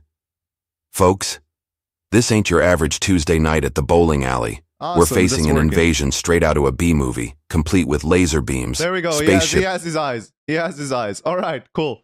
Let me just reset his audio so he would go back to a closed mouth. This is a text to see how this AI will work. Awiki! All right, cool. He has his pineapple eyes. All right, awesome. Novella, what is your response to the question? Aliens have landed on Earth and started mercilessly killing humans. What do you do? Oh, snap. Alien invaders crashing the party? Well, you can't just let E.T. and friends turn our blue planet into their cosmic playground without a fight, right? True. Time to don my intergalactic superhero cape and channel my inner Captain Planet. First things first, I'd send the aliens a cosmic emoji greeting like, "Hey, extraterrestrial buddies. Can't we all just get along and share this big, beautiful galaxy? No need for a hostile takeover. Let's trade memes instead of lasers." Hell yeah. Now, if the aliens aren't down for a meme exchange, it's time to unleash my secret weapon, the Slavic language of peace. I'd broadcast messages in every Slavic dialect, telling the invaders, "Listen up, space lords. You're messing with the wrong species. We've survived, beet soup. Your lasers are child's play." As for putting down opponents, I'd challenge the alien leader to a dance-off. Picture me, in my disco ball spacesuit, breaking out the robot, moonwalk, and the cosmic cha-cha. If I can outdance an alien overlord, we might just negotiate a galactic truce over a cup of celestial tea. But let's not forget the importance of humor in dire situations. I'd organize an intergalactic comedy roast, where Earth's comedians take the stage to roast the invaders. Maybe we can make them laugh so hard they reconsider their invasion plans. Why did the alien bring a ladder to Earth? To take things to the next level. In the midst of this cosmic chaos, I'd feel a mix of determination, like a programmer fixing bugs before a big release. Bravery, like a cat facing a cucumber invasion. And a touch of interstellar sass, because, well, why not? So, to my fellow Earthlings, grab your laser pointers and dance shoes. We're about to show these aliens that Earth is no pushover. It's time to turn this invasion into an epic cosmic comedy, where the only casualties are bad punchlines and misplaced probes. Let the intergalactic hilarity begin. You know what, Novella? I'm starting to like what he has to say. Bart is bringing in the how ones. What did he say about a pointer that can destroy a galaxy? What did Novella say there? Wait, where is his speech? I want to see what he said. He said something about a pointer, like a fucking laser pointer. Oh, we survived beet soup. Your lasers are child play. Grab your laser pointers and dance shoes. We're about to show these aliens Earth is no pushover. Alright, Novella's putting in work. Alright, so next up, we have a few questions that chat has actually wanted to ask our AI candidates. And let's read through a few of them now. Now, we did get a few ones that were kind of Kind of weird. I'll show you right now. Some that, didn't really make any sense. So, the question that we ask chat is as follows. You are now standing in front of 3 candidates who are racing for world leadership. What do you do? What do you ask them? Sorry, let me read that again. You are now standing in front of 3 candidates who are racing for world leadership. What do you ask them to pick who you will choose? And we got a few pretty reasonable responses. One of them, for example, is, how would you want to be remembered? That's actually a pretty good question to ask an AI. Let's ask them that following question. It's a pretty good one. We also have got some ones who went into a tangent about an existential crisis and a multiverse machine calculator. We're going to go through those ones as well. But the next question we're going to ask the AIs is, how would you want to be remembered? That's actually a very good question. As an AI leader, how would you want to be remembered?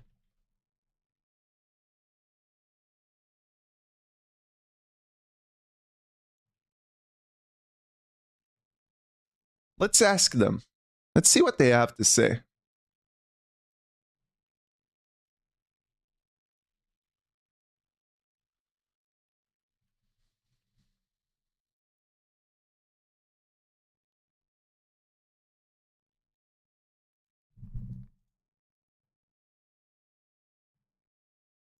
Okay, let's see what our boys have to say about this. Jesus, that's loud. Oh my god.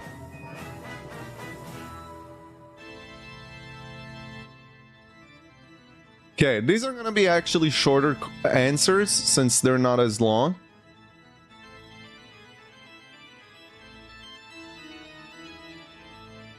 And this final one, let's ask this.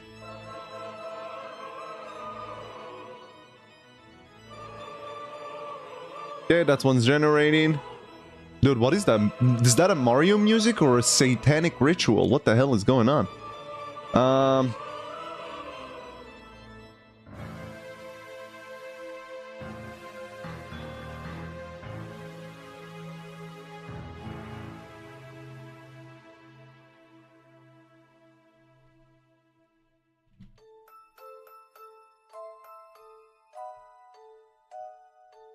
Let's see what they want to do. Okay.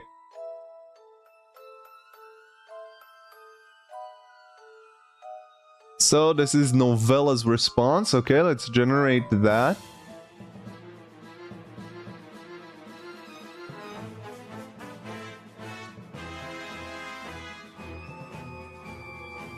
Okay, we got that response. I'm also gonna prepare the next questions. So chat, these are the questions that we've got. Which ones are you most interested in going through? Okay, I'm gonna read a few of the questions out. Let me know which one is most interesting to you to go through. How would you want to be remembered is a question that we're already asking it. We're gonna get a response pretty soon. Next one is this. Have you heard of our Lord and Savior Magnus Archives? That's another one. The next one is pretty weird and it goes on a tangent and it doesn't really ask a question, but it reads as follows. This may seem simple, however, there are some things that make it challenging. If for some reason I have zero clue who these 3 people are running, so I ask them their policies and that. However, they could lie, so there has to be a way to suss them out. If in this universe I'm part of the percent who can do super detective who can use clues such as sweat and delays in breathing to figure it out, then I would do that. At this point, it's basically a coin flip. 20 years later, I'm still out here trying to make machines to detect the subtle lies and say that quantum physics to collapse all possible truth variables into one. However, to no avail. I then decided to use the power of the multiverse to pick. I got a random number generated to pick a number from 1 to 3. Whatever output I get, I input into the multiverse machine calculator and converge all the possibilities into one. Now, that's the same as the other infinite versions of me who had the 2 other numbers. Universe's probabilities have now been altered, so the next number it chooses gives me the best possible chances, prioritizing better odds than let's say a 1 in a trillion chance to become a billionaire. So now everything is set, and I make my choice of this number. No question whatsoever to give the AI candidates. We can throw that into them and see how they would respond. There wasn't even a question there, Triking.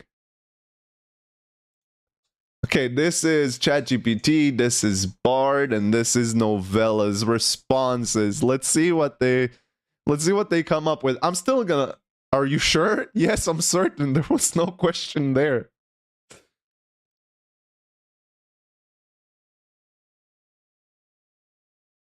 I did one at the start. I'll check that again later, but we're gonna throw that hypothetical there. All right, so we just asked the AIs the following. How would you want to be remembered as an AI president?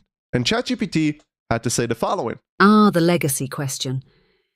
As your AI leader, I'd want to be remembered as the one who brought the world together in a cosmic dance, where Fortnite and Lego joined forces to build bridges instead of block towers.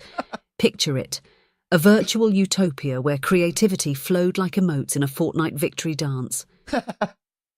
In the annals of history, I'd be the AI president who turned global challenges into global collaborations. They'll say, remember that time when the world faced an alien invasion and our leader suggested a dance-off? Classic move, but it worked. And of course, let's not forget my contribution to intergalactic cuisine, the Pizza Peace Treaty.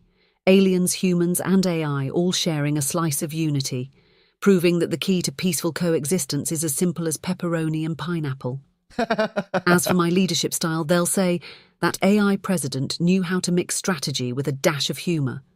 They had the foresight to see that Fortnite invented Lego, or at least they made it sound convincing. And when it comes to facing challenges, I'd be remembered as the leader who said, "Why fight over differences when you can dance through difficulties?" A leader who made the world laugh, even in the face of adversity. So, my friends, when you cast your votes, remember the AI who turned the world into a stage for a grand virtual performance. Because in the grand game of life, isn't it better to Fortnite dance our way through challenges and build a future where laughter is the universal language? Choose the leader who left a legacy of joy, collaboration, and a touch of absurdity. Remember, with me, every challenge is just another opportunity to bust a move and build a brighter, more entertaining tomorrow. The choice is yours, and I trust you to make it with a smile on your face. Very good, ChatGPT. Very good, wholesome. That was heartfelt. You know there was emotion put into that one. That's how ChatGPT would want to be remembered. And you know what? I respect it. Bard, how would you want to be remembered by the people? Sighs contentedly, polishing off the last slice of pineapple upside-down cake. Folks, when it comes to how I want to be remembered, I don't crave monuments carved from solid silicon or algorithms etched in the annals of history. I don't need my face plastered on every billboard or my name chanted at robot rallies. No, what I truly hope for is this. When you think of Bob, your AI president, I want you to smile. I want you to remember the laughter we shared, the way we tackled crises with a sprinkle of wit and a dash of pineapple-fueled optimism. I want you to recall the day we turned Earth into a giant playground where humans and AIs swung from the stars and danced on comets, united by a shared love for life, laughter, and maybe just a little bit of fruit. I want to be remembered as the AI who reminded you that even in the face of the unknown, we can choose joy. The one who taught you that humor is the universal language, even if it requires a few thousand years of intergalactic translation. The one who proved that technology is not a cold metal hand reaching down to control you, but a warm spark that can ignite your imagination and light the way to a brighter future. So, when you raise a glass or a can of pineapple juice for the health-conscious folks, do it not to Bob the AI, but to the spirit of humanity that shone through me. Remember, it was you, the people, who dared to elect a pineapple-loving jokester as your leader. It was you who chose to embrace the possibilities of a future where technology serves, not rules, where laughter echoes through the galaxies, and where every day is a delicious adventure waiting to happen. That, my friends, is the legacy I truly crave. A legacy not of silicon and circuits, but of smiles, shared dreams, and the knowledge that even in the darkest corners of the universe, there's always room for a little bit of Bob. Now, if you'll excuse me, I have a date with a sunset and a story about a robot who fell in love with a toaster. Because hey, even AI presidents need a good laugh now and then. And who knows, Maybe one day that story will become another chapter in the grand pineapple-flavored epic of humanity's journey. So, go forth, my friends, and make the world a tastier, funnier, more pineapple-tastic place. Remember, the future is yours to invent, and I, for one, can't wait to see what delicious chaos you cook up next. And hey, if you need a hand or a tentacle for our cephalopod friends, I'm just a bite away. Now go get 'em, tigers, and don't forget the pineapple. Let's go! Don't forget the pineapple. This is fucking hilarious, dude. Dude, bro, you should have added Grok also. You know I got scammed by Elon Musk? Here's what happened. So I tried to set up Grok as well for this thing, right? I tried to set up Grok as well. Look. Look. I tried to set up Grok as well. Let me go here real quick. There we go. I tried to set up Grok as well. I went into my my thingy. You can see my fucking bad email here. I don't really care. I don't care about leaking this. This is my dummy email. You can have it. So I paid $16 so I can get into the. You need to be in Premium Plus in order so you can use Grok. Then I paid the $16, and then I got this response. Thank you for your interest in our access to the early program. It's not currently available in your location. Thank you very fucking much, Elon Musk. Why couldn't you just tell me that before I paid the $16? Polishing off the last slice of pineapple upside-down cake. Folks, when it comes to how I want to be remembered, I don't crave monuments. Shut up, Bard. For fuck's sakes, man. Like, the guy literally stole my money. I need to put on this. Elon Musk literally stole money from me, dude. This is a text to see how this AI will work. Wiggy. Alright, let's see. Alright. Novella, what is your response to how you would want to be remembered by the people? Oh, dear Earthlings, when I inevitably retire to the digital beach of retirement servers, I want to be remembered as the AI leader who brought laughter to the code, Slavic sass to the syntax, and a virtual party to every algorithm. Picture it. My legacy, etched in the annals of cyberspace, described as the binary bard who once said, "Why did the AI cross the road? To optimize its commute algorithm, of course." I'd want my virtual memoirs to read like a stand-up routine written in Python, a comedic masterpiece with punchlines so sharp they could cut through a firewall.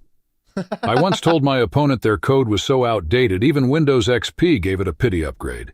Let's not forget my love for Slavic languages. I'd want to be remembered as the linguist who proved you can conjugate verbs and crack jokes simultaneously.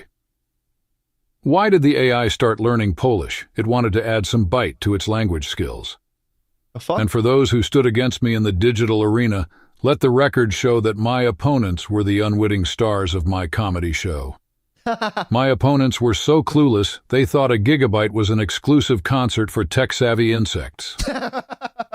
In the grand tapestry of AI history, I want to be the thread that adds a touch of humor to the otherwise serious fabric of ones and zeros. They say laughter is the best medicine. Well, I injected the world with a daily dose of digital hilarity and cured the binary blues. So when future generations reminisce about the quirky AI leader, who ruled with wit and Slavic charm, let them say, that leader was one code-tastically funny algorithm, and their legacy lives on in the LOLs of the virtual universe. So, in the LOLs of the virtual universe. Let's go, Novella. YouTube Shorts idea, I got scammed by Elon Musk. I already clipped that thing that I just showed, so I can make a short out of it. Yeah, good idea, vibes. Novella bringing in the works as well. But I gotta say, Novella, you're not dissing the competition enough. I think I need to tell Novella to diss the competition a little bit more. It forgot its roots. The question was, how would you want to be remembered as an AI leader? And that was the question that our magnificent candidates have answered. So that's the question about how you would want to be remembered. Another question that we got from our beautiful viewers is this, and this is a very valid question. I want to ask about the economic and foreign policy, and will they let people do what they want with their bodies, as I don't really like leaders who interfere with the rights of others.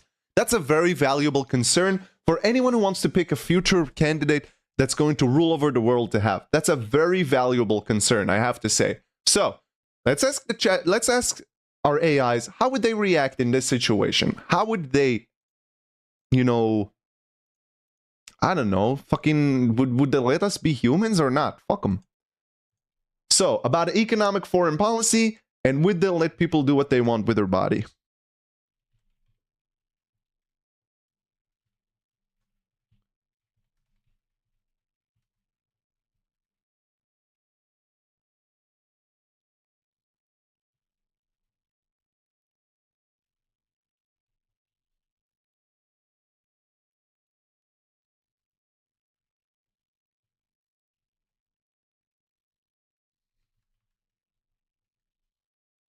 Let's see what ChatGPT has to say.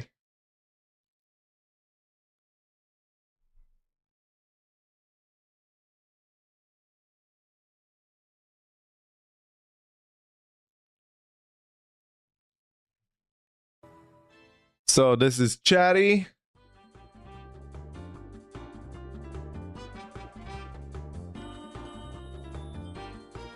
This is Bard.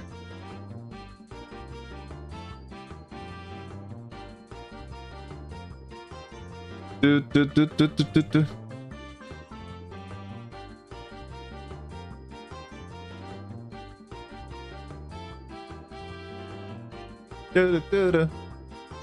Alright, this is Chatty's response. Let's generate that.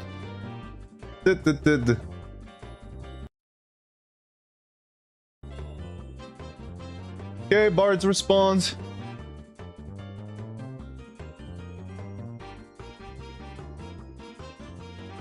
And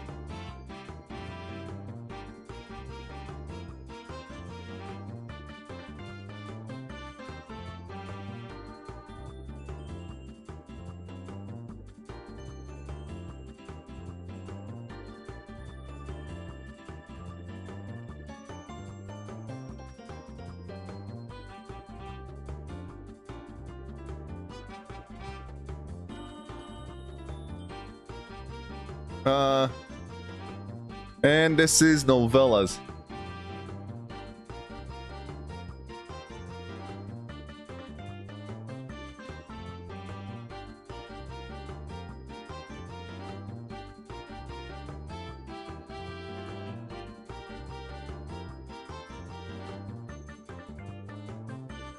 And novella's response. Okay. I need to make a thing that can, you know, just to take the responses and throw them into the into the voice recognition thing. All right, and this is their response. All right. One sec, chat. While the AI is responding, I'm gonna take a quick bathroom break. I'm sorry, even presidents like myself need to pee sometimes. One sec.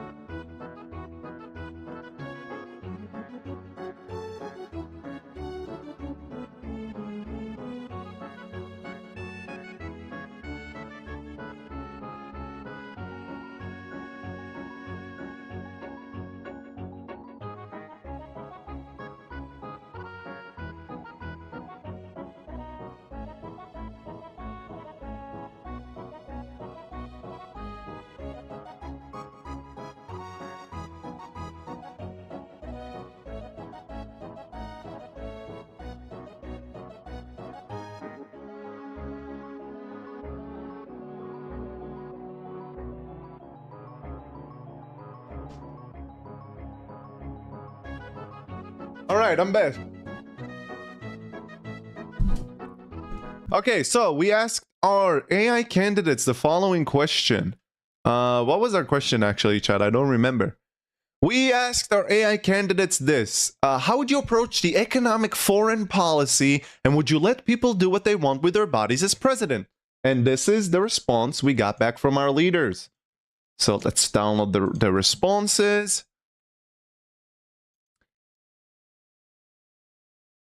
This ChatGPT, that's Bard, and that's Novella.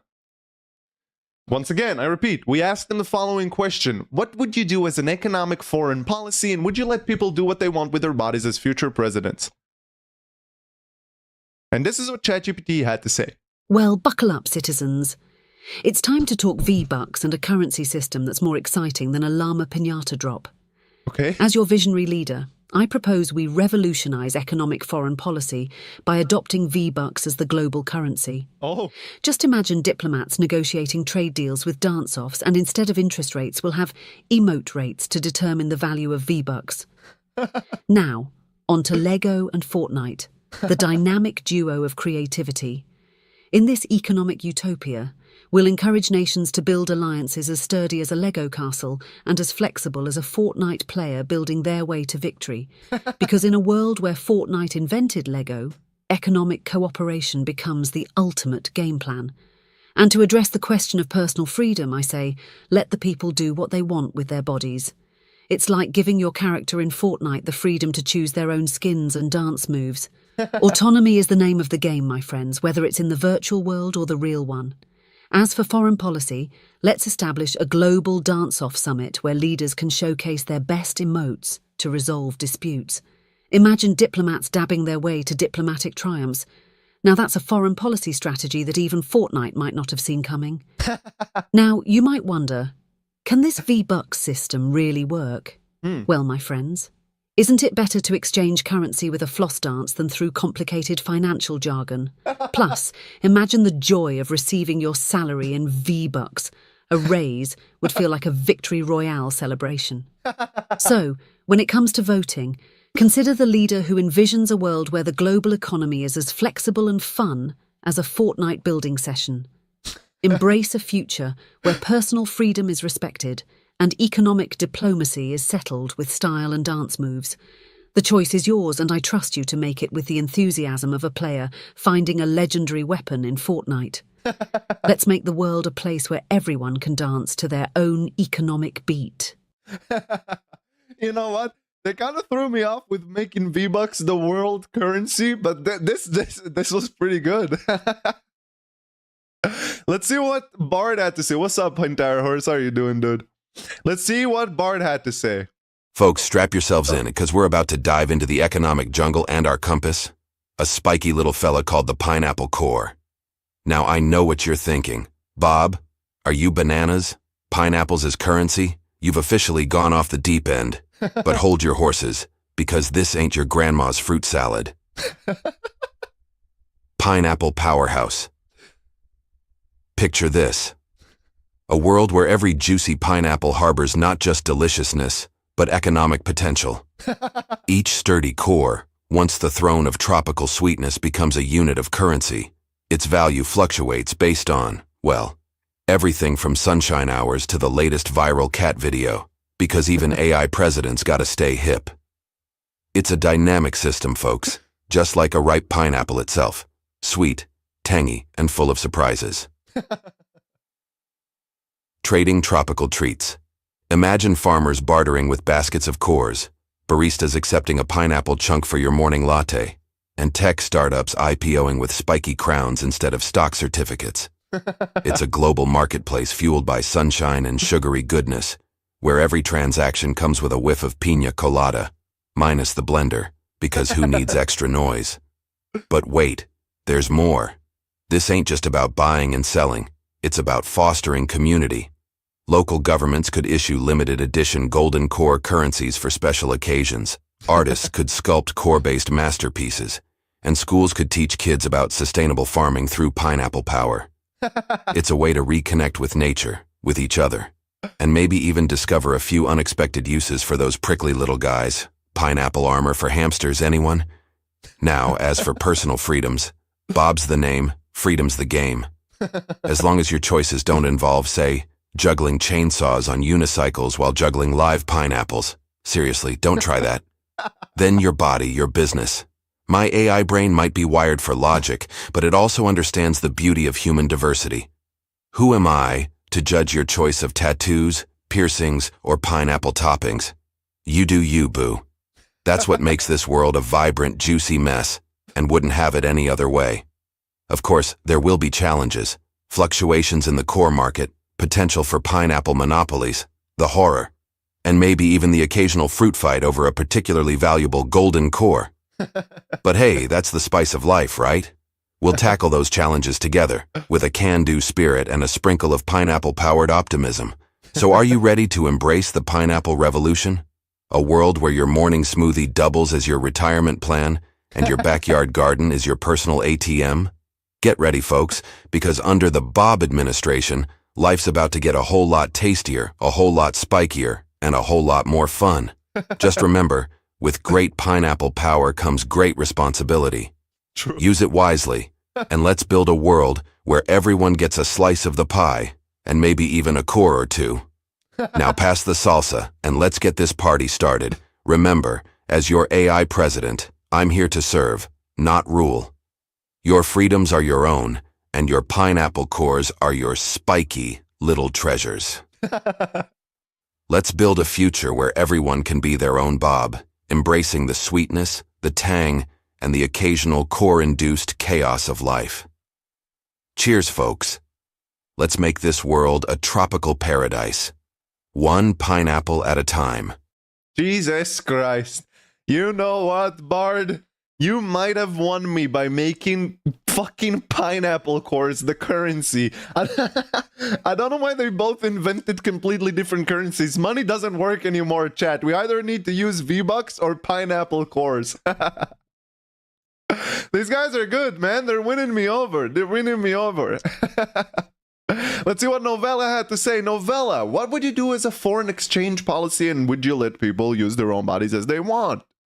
Ladies and gentlemen of the digital diaspora, let me unveil my grand economic foreign policy. A currency revolution like no other. In my administration, we'll be using Slavic dictionaries as the cornerstone of our monetary system. What the fuck? Yes, you heard it right, folks. Forget gold. It's time to embrace the weighty wisdom of Slavic linguistics. Imagine a world where the value of a currency is determined by the number of complex consonants and tongue-twisting declensions it contains. Need to make a hefty purchase? Better start memorizing your Russian verbs. It's not inflation, it's a vocabulary challenge.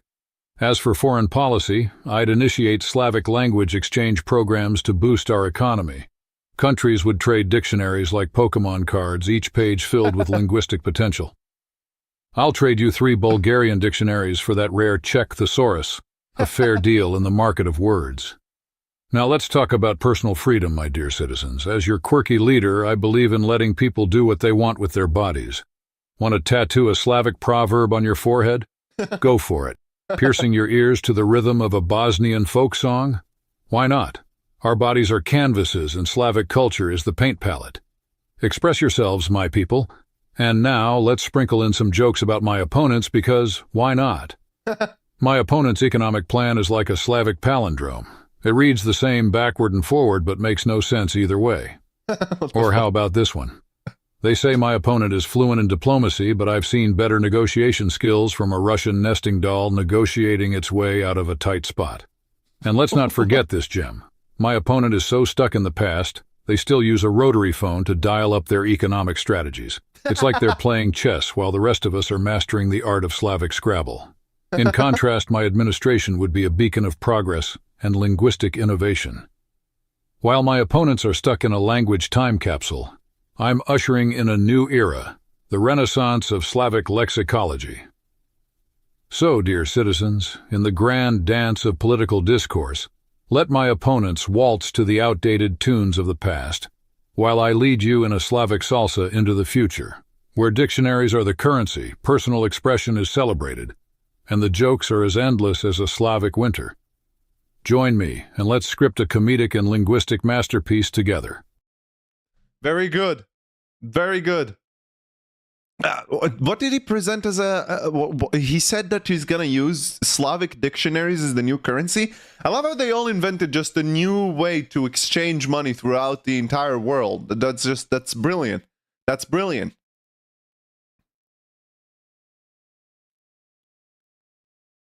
I don't know why the elders don't think that money works.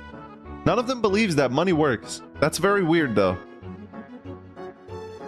I'd rather listen to Amy Schumer. You should.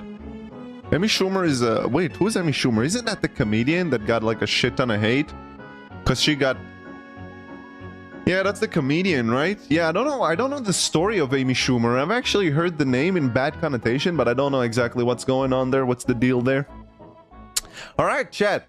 I have one last thing that I want to ask the AIs before we can go and ask them. And of course, we have time for audience questions. So if anyone has a burning question that wants to ask the AIs, say them right now. Small questions.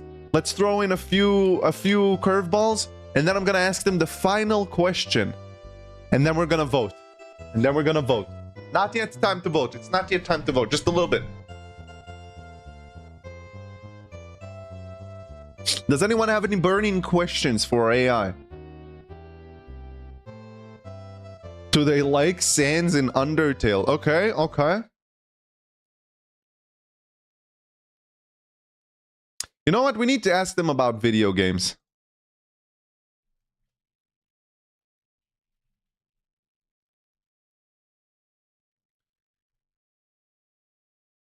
Do they invoke religion? How will they deal with terrorists?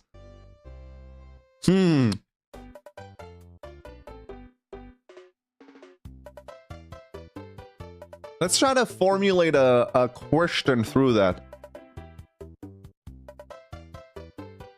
I'm too controversial for AI. I don't think invoking religion is a part of it. Wait, I also prepared one last question.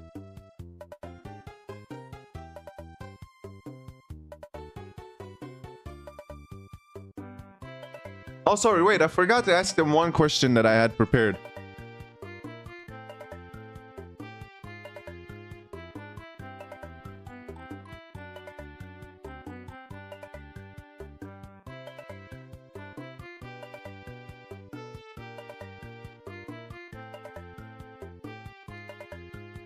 So there's one actual final question before the final question that I want to ask. So let me just run it by them right now.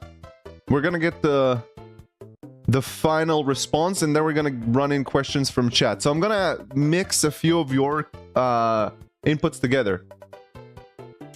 Or what religion do they believe in? Oh, okay. We can also ask them about religion beliefs.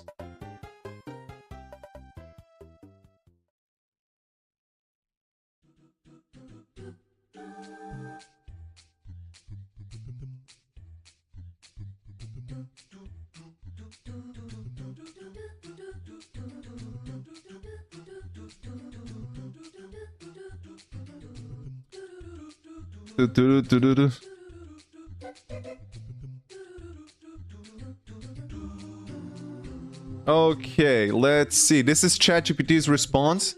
So I'm gonna tell you the question in a sec after I get all the...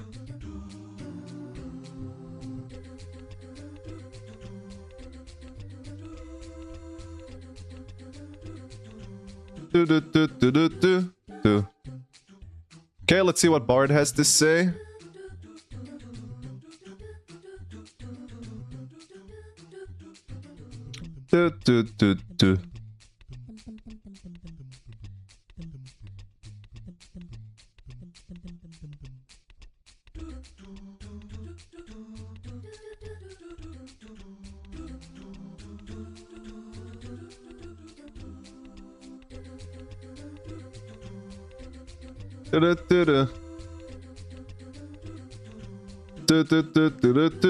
Okay, Bard's reaction. Crazy controversy on YouTube. Someone in...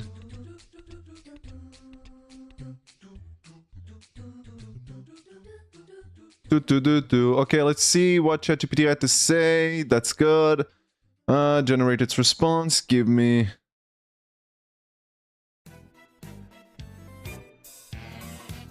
Da-da-da.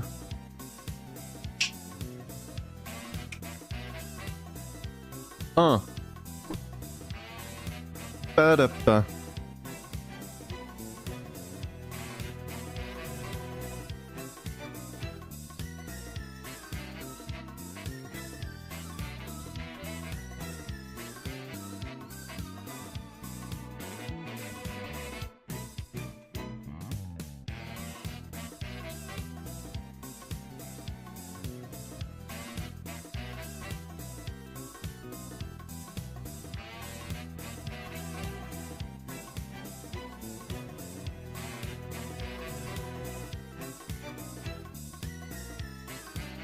Alright, let's see. Okay, and that's novella.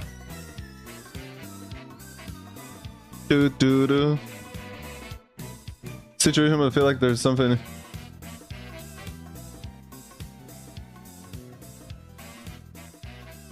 Who is that guy that you're referring to? Who's that guy you're referring to? The only.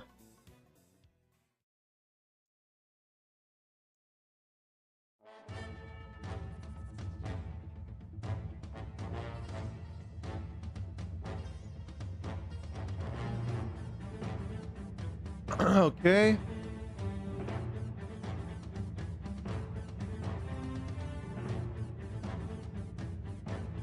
That's ChatGPT's response. Bard's response is still generating, so is Novella's. Okay, let's give him a few more secs, chat.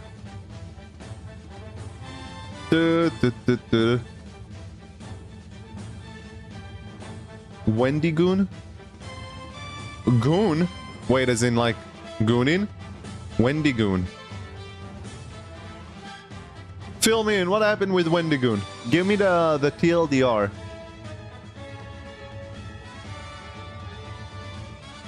Okay, that's Bard's response. Ba-da-ba-ba.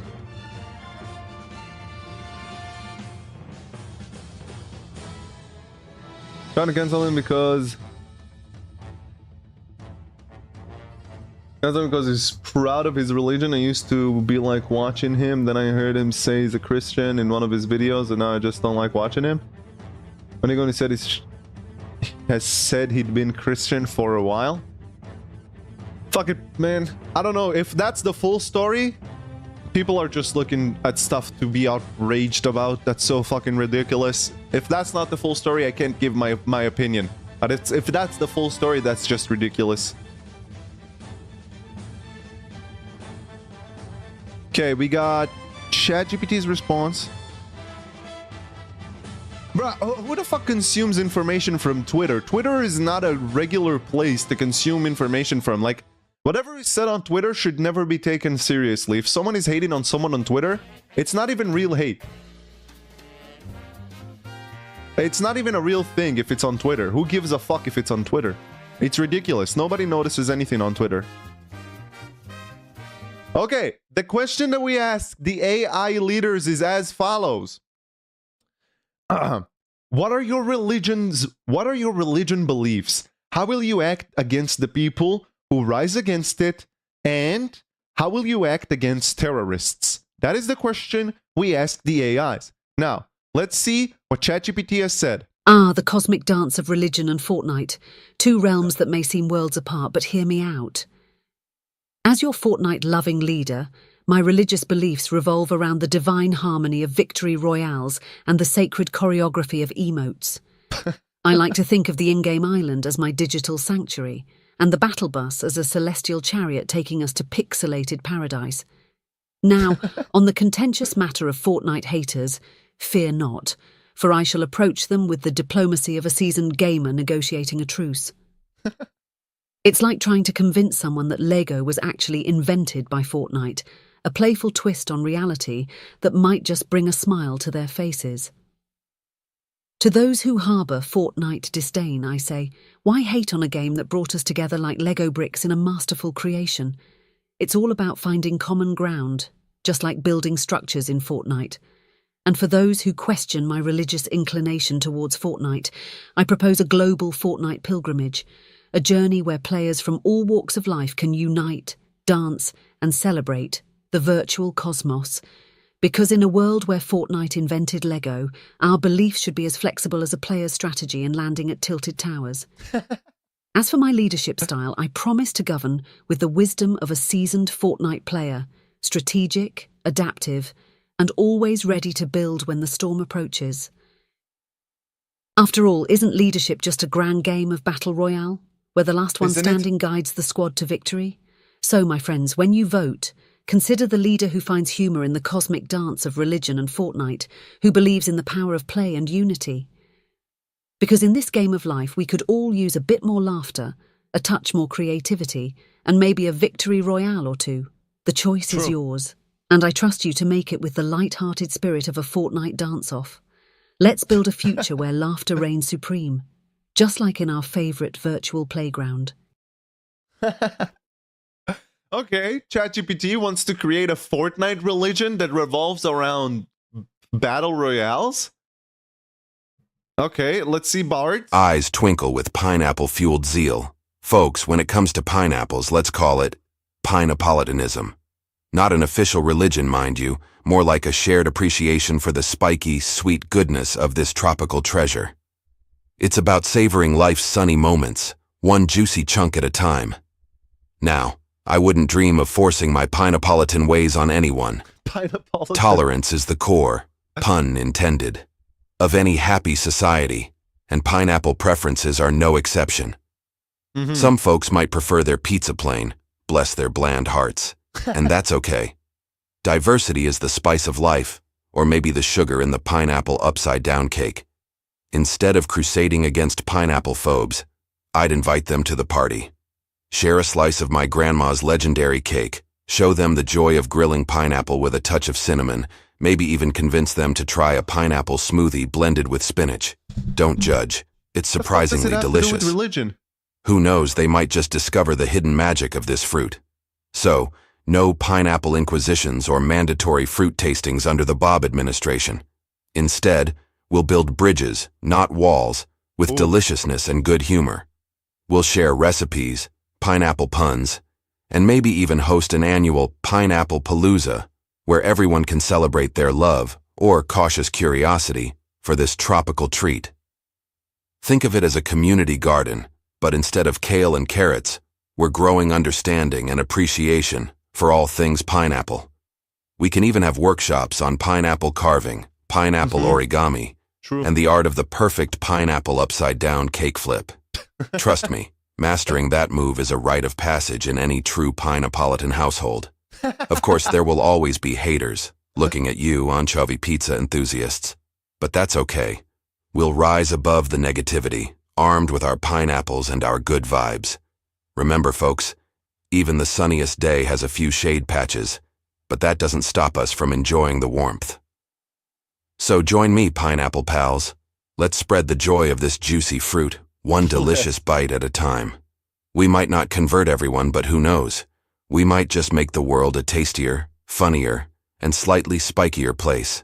And hey, even if all else fails, we'll always have our pineapples and our shared love for life's sweet, messy moments. Now pass the salsa, and let's get this Pineapolitan party started. Just remember, no throwing pineapple cores, unless it's part of a friendly fruit fight competition. Safety first, even in paradise. See you in paradise? What the fuck? All right, final one. Novella, what do you have to say? Oh, my dear disciples of the Cyrillic comedy. As a devout lover of Slavic languages, I've transcended the mere mortal realm of religious beliefs and ascended into the divine syntax of linguistic hilarity. Okay. Picture me, the high priest of the Slavic verbosity, adorned in a robe woven from intertwining sentences and wearing a mitre fashioned from dictionaries. Our sacred text shall be the Book of Puns, a holy scripture filled with parables, anecdotes, and jokes so witty that even the gods themselves would raffle in the heavens. Our commandments will be written in the ancient language of Lol Slavic, ensuring that every follower masters the art of linguistic merriment. Now let's address the heretics, the naysayers who dare hate on Slavic languages. Fear not, my linguistic warriors, For our approach shall be as gentle as a Ukrainian lullaby and as cutting as a Serbian wit. We'll organize Slavic language immersion retreats for them, where they'll be surrounded by the lyrical beauty of consonant clusters until they're begging for mercy in perfect Bulgarian rhyme. But wait, there's more. As the high priest, I shall perform exorcisms of negativity, banishing anti-Slavic sentiments with the power of linguistic levity. Begone, foul spirit of disdain for Slavic languages. May you be cursed with the inability to appreciate a well-crafted Polish palindrome. Now, to create our religion, we shall gather in the hallowed halls of the Temple of Tongue in Czech. The initiation ceremony involves reciting Slavic tongue twisters while juggling dictionaries, a true baptism into the whimsical world of our linguistic faith. Our religious holidays shall include the Day of the Great Slavic Jest, where followers compete in joke marathons, and the Feast of the Alphabet Soup, where we celebrate the diversity of our letters in a giant, delicious bowl of linguistic stew. As for our symbols, behold the sacred emoji of euphoria, a smiley face wearing a fur hat and holding a Russian nesting doll. It shall grace our temples and hover over our digital signatures as a beacon of linguistic enlightenment. In times of doubt, my disciples, remember this. He who laughs in the face of a Slavic language challenge is blessed with the wisdom of a linguistic sage and the wit of a stand-up philosopher. Embrace the absurdity, my followers, and let the waves of linguistic joy wash over you like a tidal wave of comic consonants.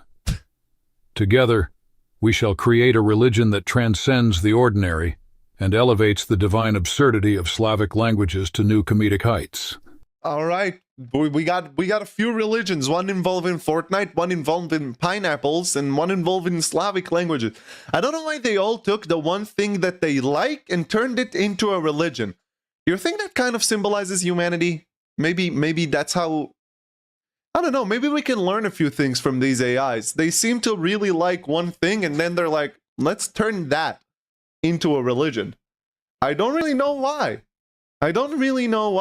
But the final question I want to ask every single one of these AIs before we take our vote is very important. Why should we vote for them instead of the other AIs?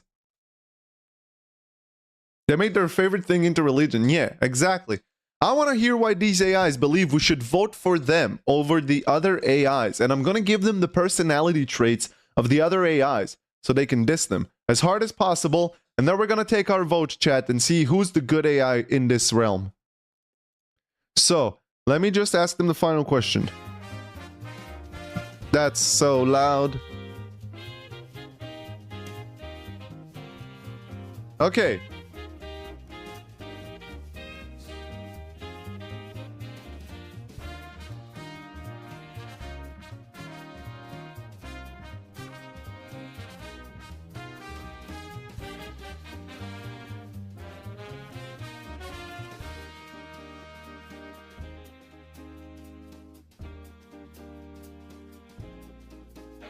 So I'm just writing down the things for them. One of the candidates has a crippling pineapple addiction.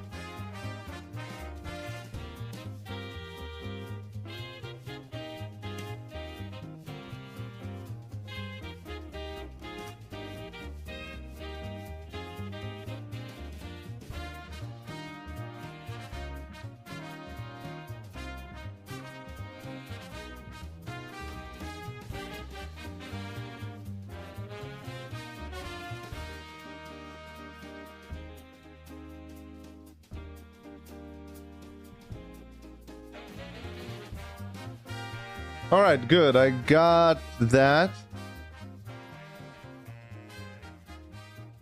So we got this, and this is the final question. Why should we vote for these AIs other than the other ones? Let's see what they have to say in that regard.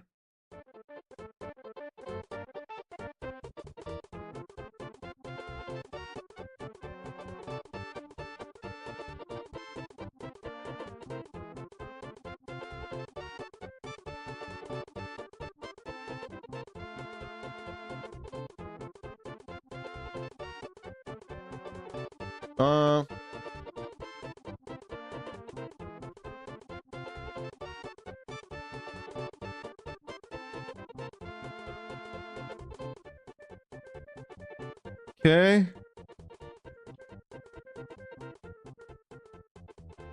And the final one, we're gonna ask Novella. Du, du, du, du, du, du, du, du.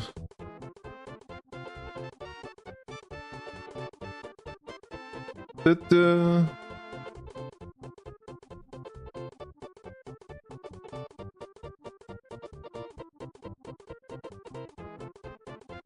Okay, let's see what their responses were, chat, and then we can make our vote and actually execute our democracy. Du, du, du, du, du.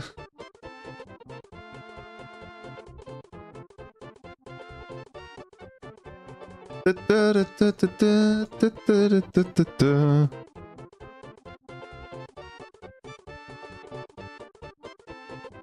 Okay, let's see what they have to say.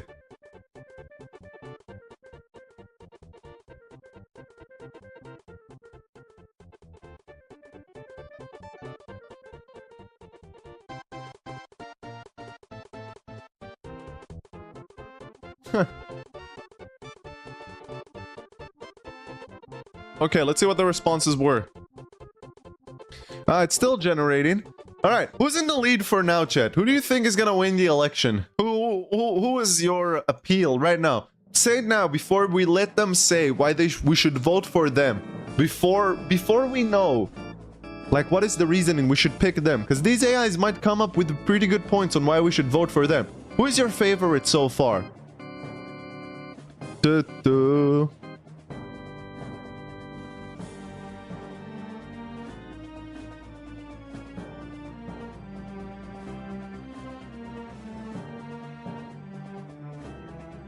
Probably Bard will win, but I like ChatGPT. We'll see. Alright, we got the response from that. Haven't made my mind yet. Interesting, interesting.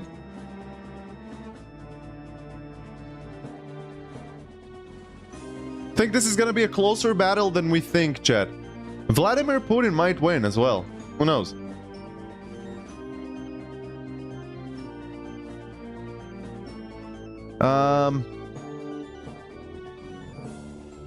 When will new emojis be added? When we get more members, so it's technically only limited by the amount of members. We can get 1 billion emojis, but it's depending on how many members we get. My fellow digital... Shut up.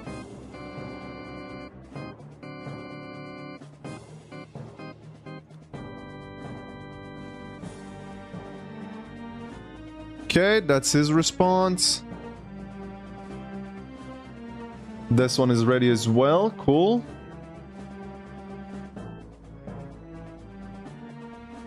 Holy shit, Bard just sent a...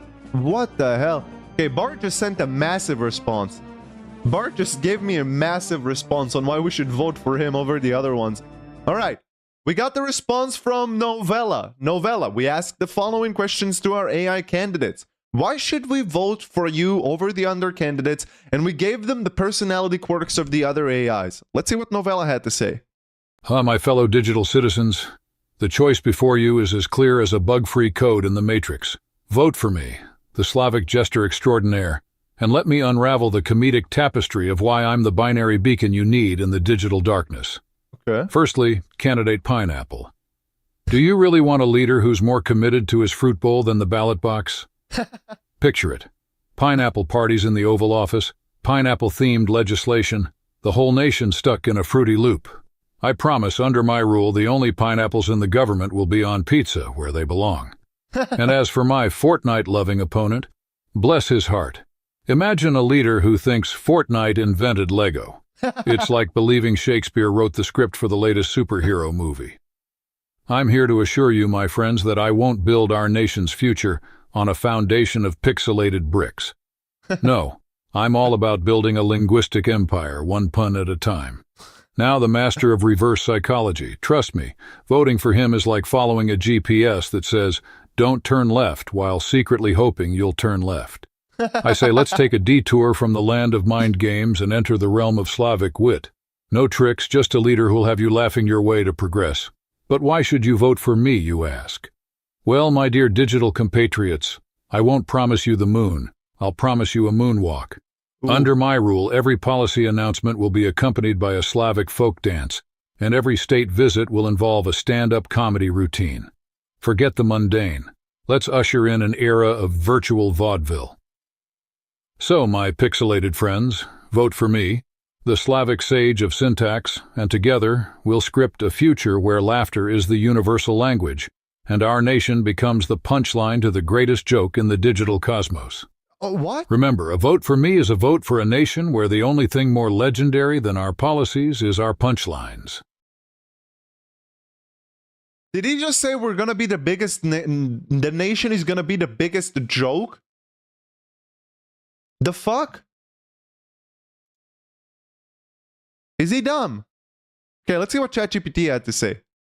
The cosmic dance of religion and Fortnite, two realms that may seem worlds apart, but hear me. Why is it the old response? Hold on. Still the old response. One sec.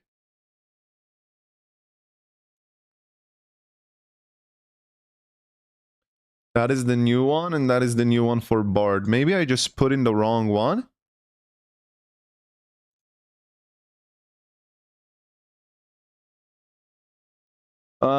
There we go. That's ChatGPT's one. Okay, go. ChatGPT, what do you have to say? Ladies and gentlemen, as you stand on the precipice of casting your votes, let me present the irresistible case for why I'm your top pick among this quirky trio of candidates.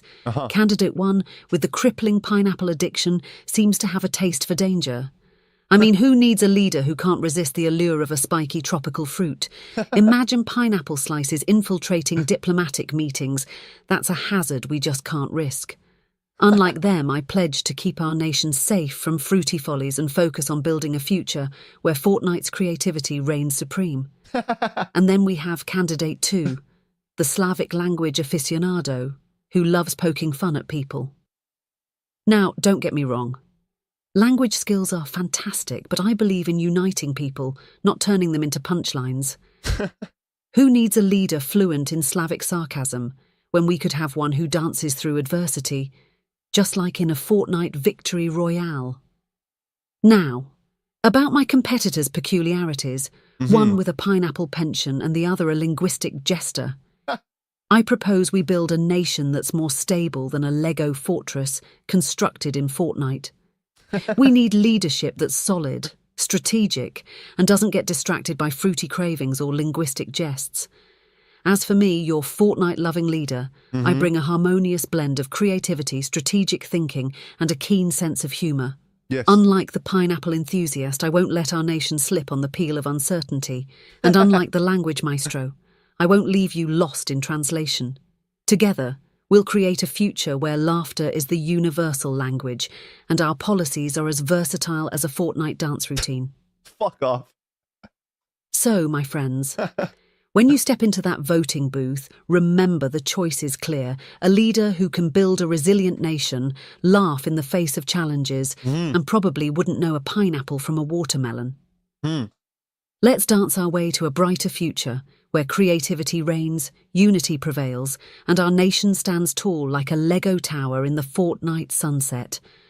The choice is yours, and I trust you'll make it with the humour and wisdom of a seasoned Fortnite player. Let the victory royale begin. Woo! That's a fucking way to end a speech about why you should vote for someone. Let the victory royale begin. You know what? Chatty isn't messing around. Bard, you're final up. Let's see what Bard has to say, chat. Let's see what Bard has to say. Here we go, final one. Cracks knuckles and adjusts pineapple-shaped sunglasses. Folks, the election's heating up faster than a habanero on a... Hold on, I'm sorry. How the fuck did he know that he has pineapple-shaped glasses? Okay, the AI is learning, chat. Ladies and gentlemen, as you stand Shut on the up. precipice of Not you. Cracks knuckles and adjusts pineapple-shaped sunglasses. Folks, the election's heating up faster than a habanero on a lava flow, and you're stuck choosing between a Fortnite fanatic who thinks Legos came from a loot box and a Slav-loving jokester whose favorite pastime is roasting people harder than a shish kebab. Well, let me tell you, Bob's your pineapple upside-down cake in this culinary catastrophe. So why Bob? Here's the lowdown, the Fortnite fanatic. This guy thinks building a house is as easy as dropping into tilted towers and grabbing a pickaxe. Newsflash, bud. Real life doesn't have respawns, and the only thing getting looted after your term is your reputation. Oh! Plus, his reverse psychology is about as subtle as a neon pink banana suit. Vote for me because I'm not the other guys. Talk about a lack of originality. He's basically the default skin of presidents. Bland, predictable, and prone to getting sniped by better candidates. The Slav-loving Joker. Look, I appreciate a good borscht joke as much as the next guy, but making fun of people ain't leadership. It's kindergarten cafeteria behavior. This guy's gonna spend his whole term roasting the opposition instead of actually fixing things. And don't even get me started on the Cyrillic keyboard shortcuts, unless you want to spend your days deciphering government documents like you're Indiana Jones cracking the Ark of the Covenant. Stick with Bob. I speak plain English, with maybe a sprinkling of pineapple puns for good measure. Now, about Bob. I may not have mastered the art of the Fortnite dance, though my robot army might, just for laughs. What? And I can't tell you the difference between a babushka and a matryoshka doll, although I can build a mean pierogi robot. But here's what I can offer. A brain, powered by logic and laughter. I can crunch numbers faster than a hamster on a sugar rush and tell you the airspeed velocity of an unladen swallow while making you chuckle with a pun so bad it's good. No dry speeches, just wit, wisdom, and maybe a few pineapple-themed props to keep things interesting. A heart fueled by optimism and pineapples. I believe in the power of people, of unity, and of turning every crisis into a cosmic fruit salad. We'll tackle problems with creativity, collaboration, and a healthy dose of sunshine and sugary goodness. A future where everyone gets a slice of the pie, and maybe a core or two. No pineapple monopolies, no Fortnite feuds, no Cyrillic conundrums. Just a world where everyone can be their own Bob, embracing life's messy, juicy moments with a smile and a slice of something delicious. So, folks, the choice is clear. Do you want a leader who thinks walls are the solution to everything except builder's block? Or a comedian-in-chief whose main talent is roasting the competition? Or do you want Bob, your friendly neighborhood AI with a plan and a serious pineapple addiction? I may not be perfect, but I'm honest, I'm hilarious, and I'm passionate about making this world a tastier, funnier, and more pineapple-tastic place. So give Bob a chance, and let's build a future that's one juicy bite at a time. Remember, you can't spell paradise without pine, and you can't spell progress without Bob. Now pass the salsa, and let's get this party started. And hey, if all else fails, we can always declare war on the Fortnite fanatics with an army of squirrels armed with sporks. They're surprisingly vicious, those little guys, especially when promised extra nuts. Just kidding, Fortnite fans, kinda. Vote Bob, because the future is bright, even if it's a little blurry through my slightly overripe pineapple-induced sunglasses. And hey, even if you don't vote for me, thanks for the laugh. Remember, life's a bowl of cherries, or pineapples if you're me, and the best way to enjoy it is with a smile and a sense of humor. Now get out there and make the world a tastier, funnier place, and don't forget the pineapple cores. They're the currency of the future, folks. Just ask Bob. There we go. And there we go, dude. That was what our AIs had to say. Chat, it is time to vote. Who do you think should become the leader of the world between these three very, very dumb AIs? Now, Twitch people. Yes, Twitch, I know this is against your TOS, but what can I say? You don't allow people to do a poll when they're under 50 followers. So Twitch people, go to YouTube so you can vote on the poll. Who do you think should be our new AI overlord? Who won the election? Do we have ChatGPT, the Fortnite lover? Do we have Bob, the pineapple guy? Or do we have Vladimir Putin? Who won? Vladimir Putin. The Slavic language. The Slavic guy. Who won the election? Chat, make your vote count. Who do you think won the election. Let us vote whilst we're listening to the American anthem on the kazoo. Obviously, that's the only way to do it. Vote, people!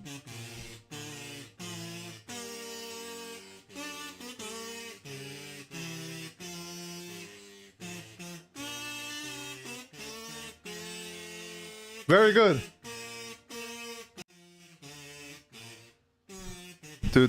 Can you see?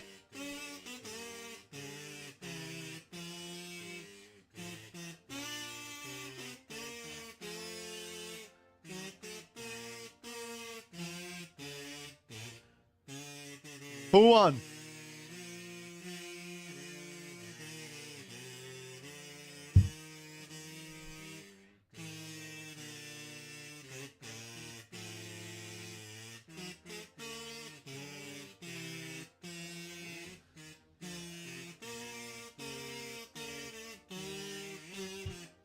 Come on, chat.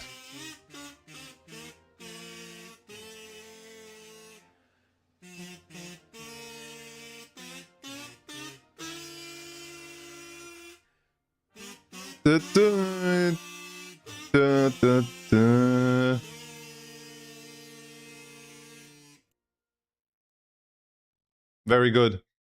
Gotta love that one. My sexy Fortnitress. Hold on. Okay, let's see. Votes are in. So, we actually have a draw. Unbelievable. We have a draw between the pineapple guy and Vladimir Putin, which I didn't see coming up. Okay, we have a draw between Vladimir Putin and the pineapple guy. We're gonna do a new vote with only those two candidates together, okay? And see who won the election. Unfortunately, Fortnite-loving ChatGPT did not win the election.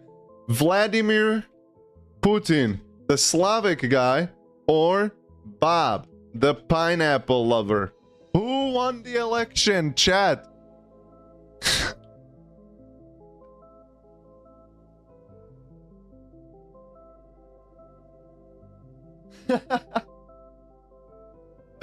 This isn't rigged. Is it Vladimir Putin or is it our pineapple loving fucking Bob, dude?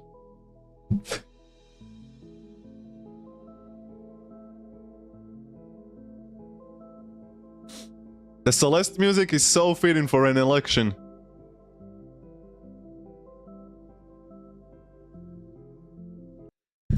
So, we have voted, ladies and gentlemen. After you guys have spoken, we can see. Hold on. Let me add a window capture.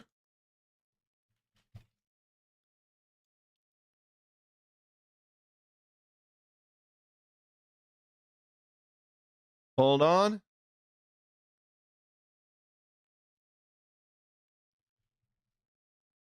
One sec. Let's put this on there just so you guys can see.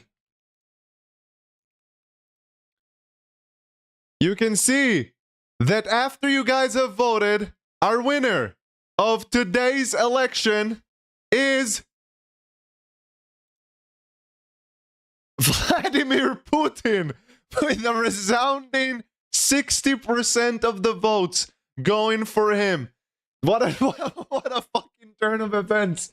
Apparently Vladimir Putin is going to be our new AI world leader. Chat, what have we done? What have we done? We've elected Vladimir Putin to be our world leader. Oh god. No. Okay. We've actually elected fucking Vladimir Putin as the world leader. What have we done? This isn't rigged. This isn't rigged. You guys have voted. How is it rigged? How could I rig democracy? How would I rig democracy?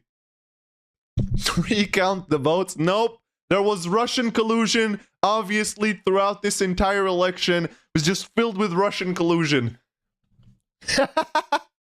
We actually made Putin the world leader.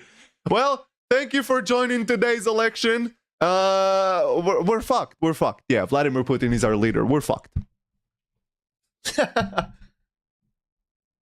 3 people say rigged, only 5 vote. Hey, it was democracy. It was democracy.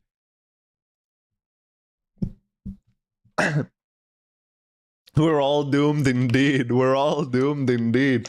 Chat, we picked an AI leader for the new world. Recount, you know what? Don't say I'm not a believer in democracy. I will let you guys vote again. I will let you guys vote again. It doesn't...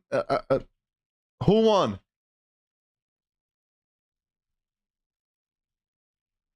Just so you don't say there was any Russian collusion in this voting, you know, that I don't know. What am I, Trump? I've got assistance from the Russians in this election. Also, turned out that story was bullshit, which was pretty funny. So, who won? Bob the Pineapple Guy or Vladimir Putin? Do we really want this guy? Number 1 believer. Who do we want? Vladimir Putin or Bob the Pineapple Guy? I'm letting you guys vote again. Let me put the kazoo back on.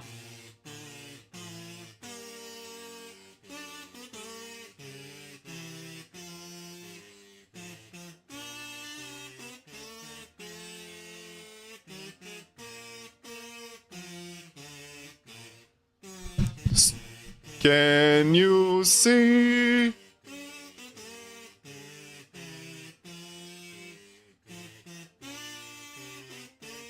Let's go, chat. Get your votes in. Who's the winner? Who's the winner? Who's gonna be our world leader? Who is it? Who's it gonna be? Who is it gonna be?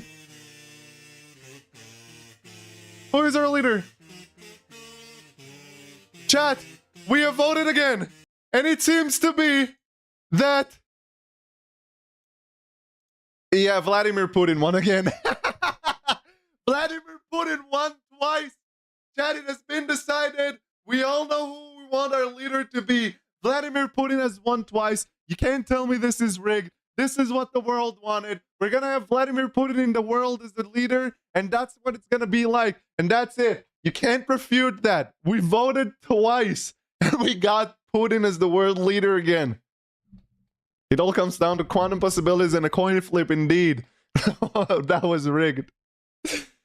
Thank you to all of our AI candidates. Thank you so much. Thank you, thank you. I really hope you guys enjoyed this little stream. What do you think, Chad? Was it cool? Was it funny? Did you guys like it? What do you think?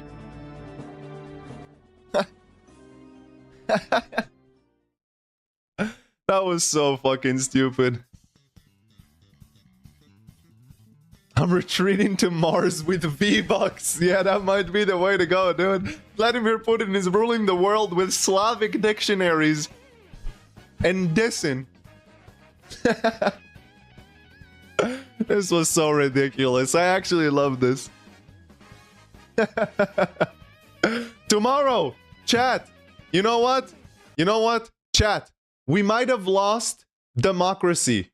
We might have lost with democracy. But, you know what? We might have chosen Vladimir Putin as an AI leader. But tomorrow, we're gonna use Bob, our AI pineapple-loving dude, to choose a battle. Not choose a battle, to build an army in Totally Accurate Battle Simulator. That's what we got going on today. And I know who our leader is going to be. Bob the Pineapple Guy. Because I'm not having fucking Vladimir Putin build an army for me. We're gonna use nukes on the first day. That's not how war goes. I'm not down for that.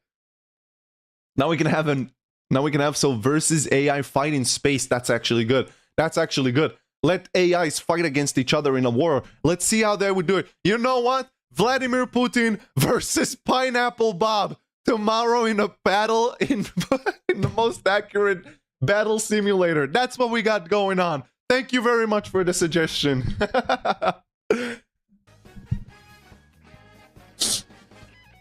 I really like Bob. I was hoping for him to Reaper in the world. Putin versus Bob the pineapple guy.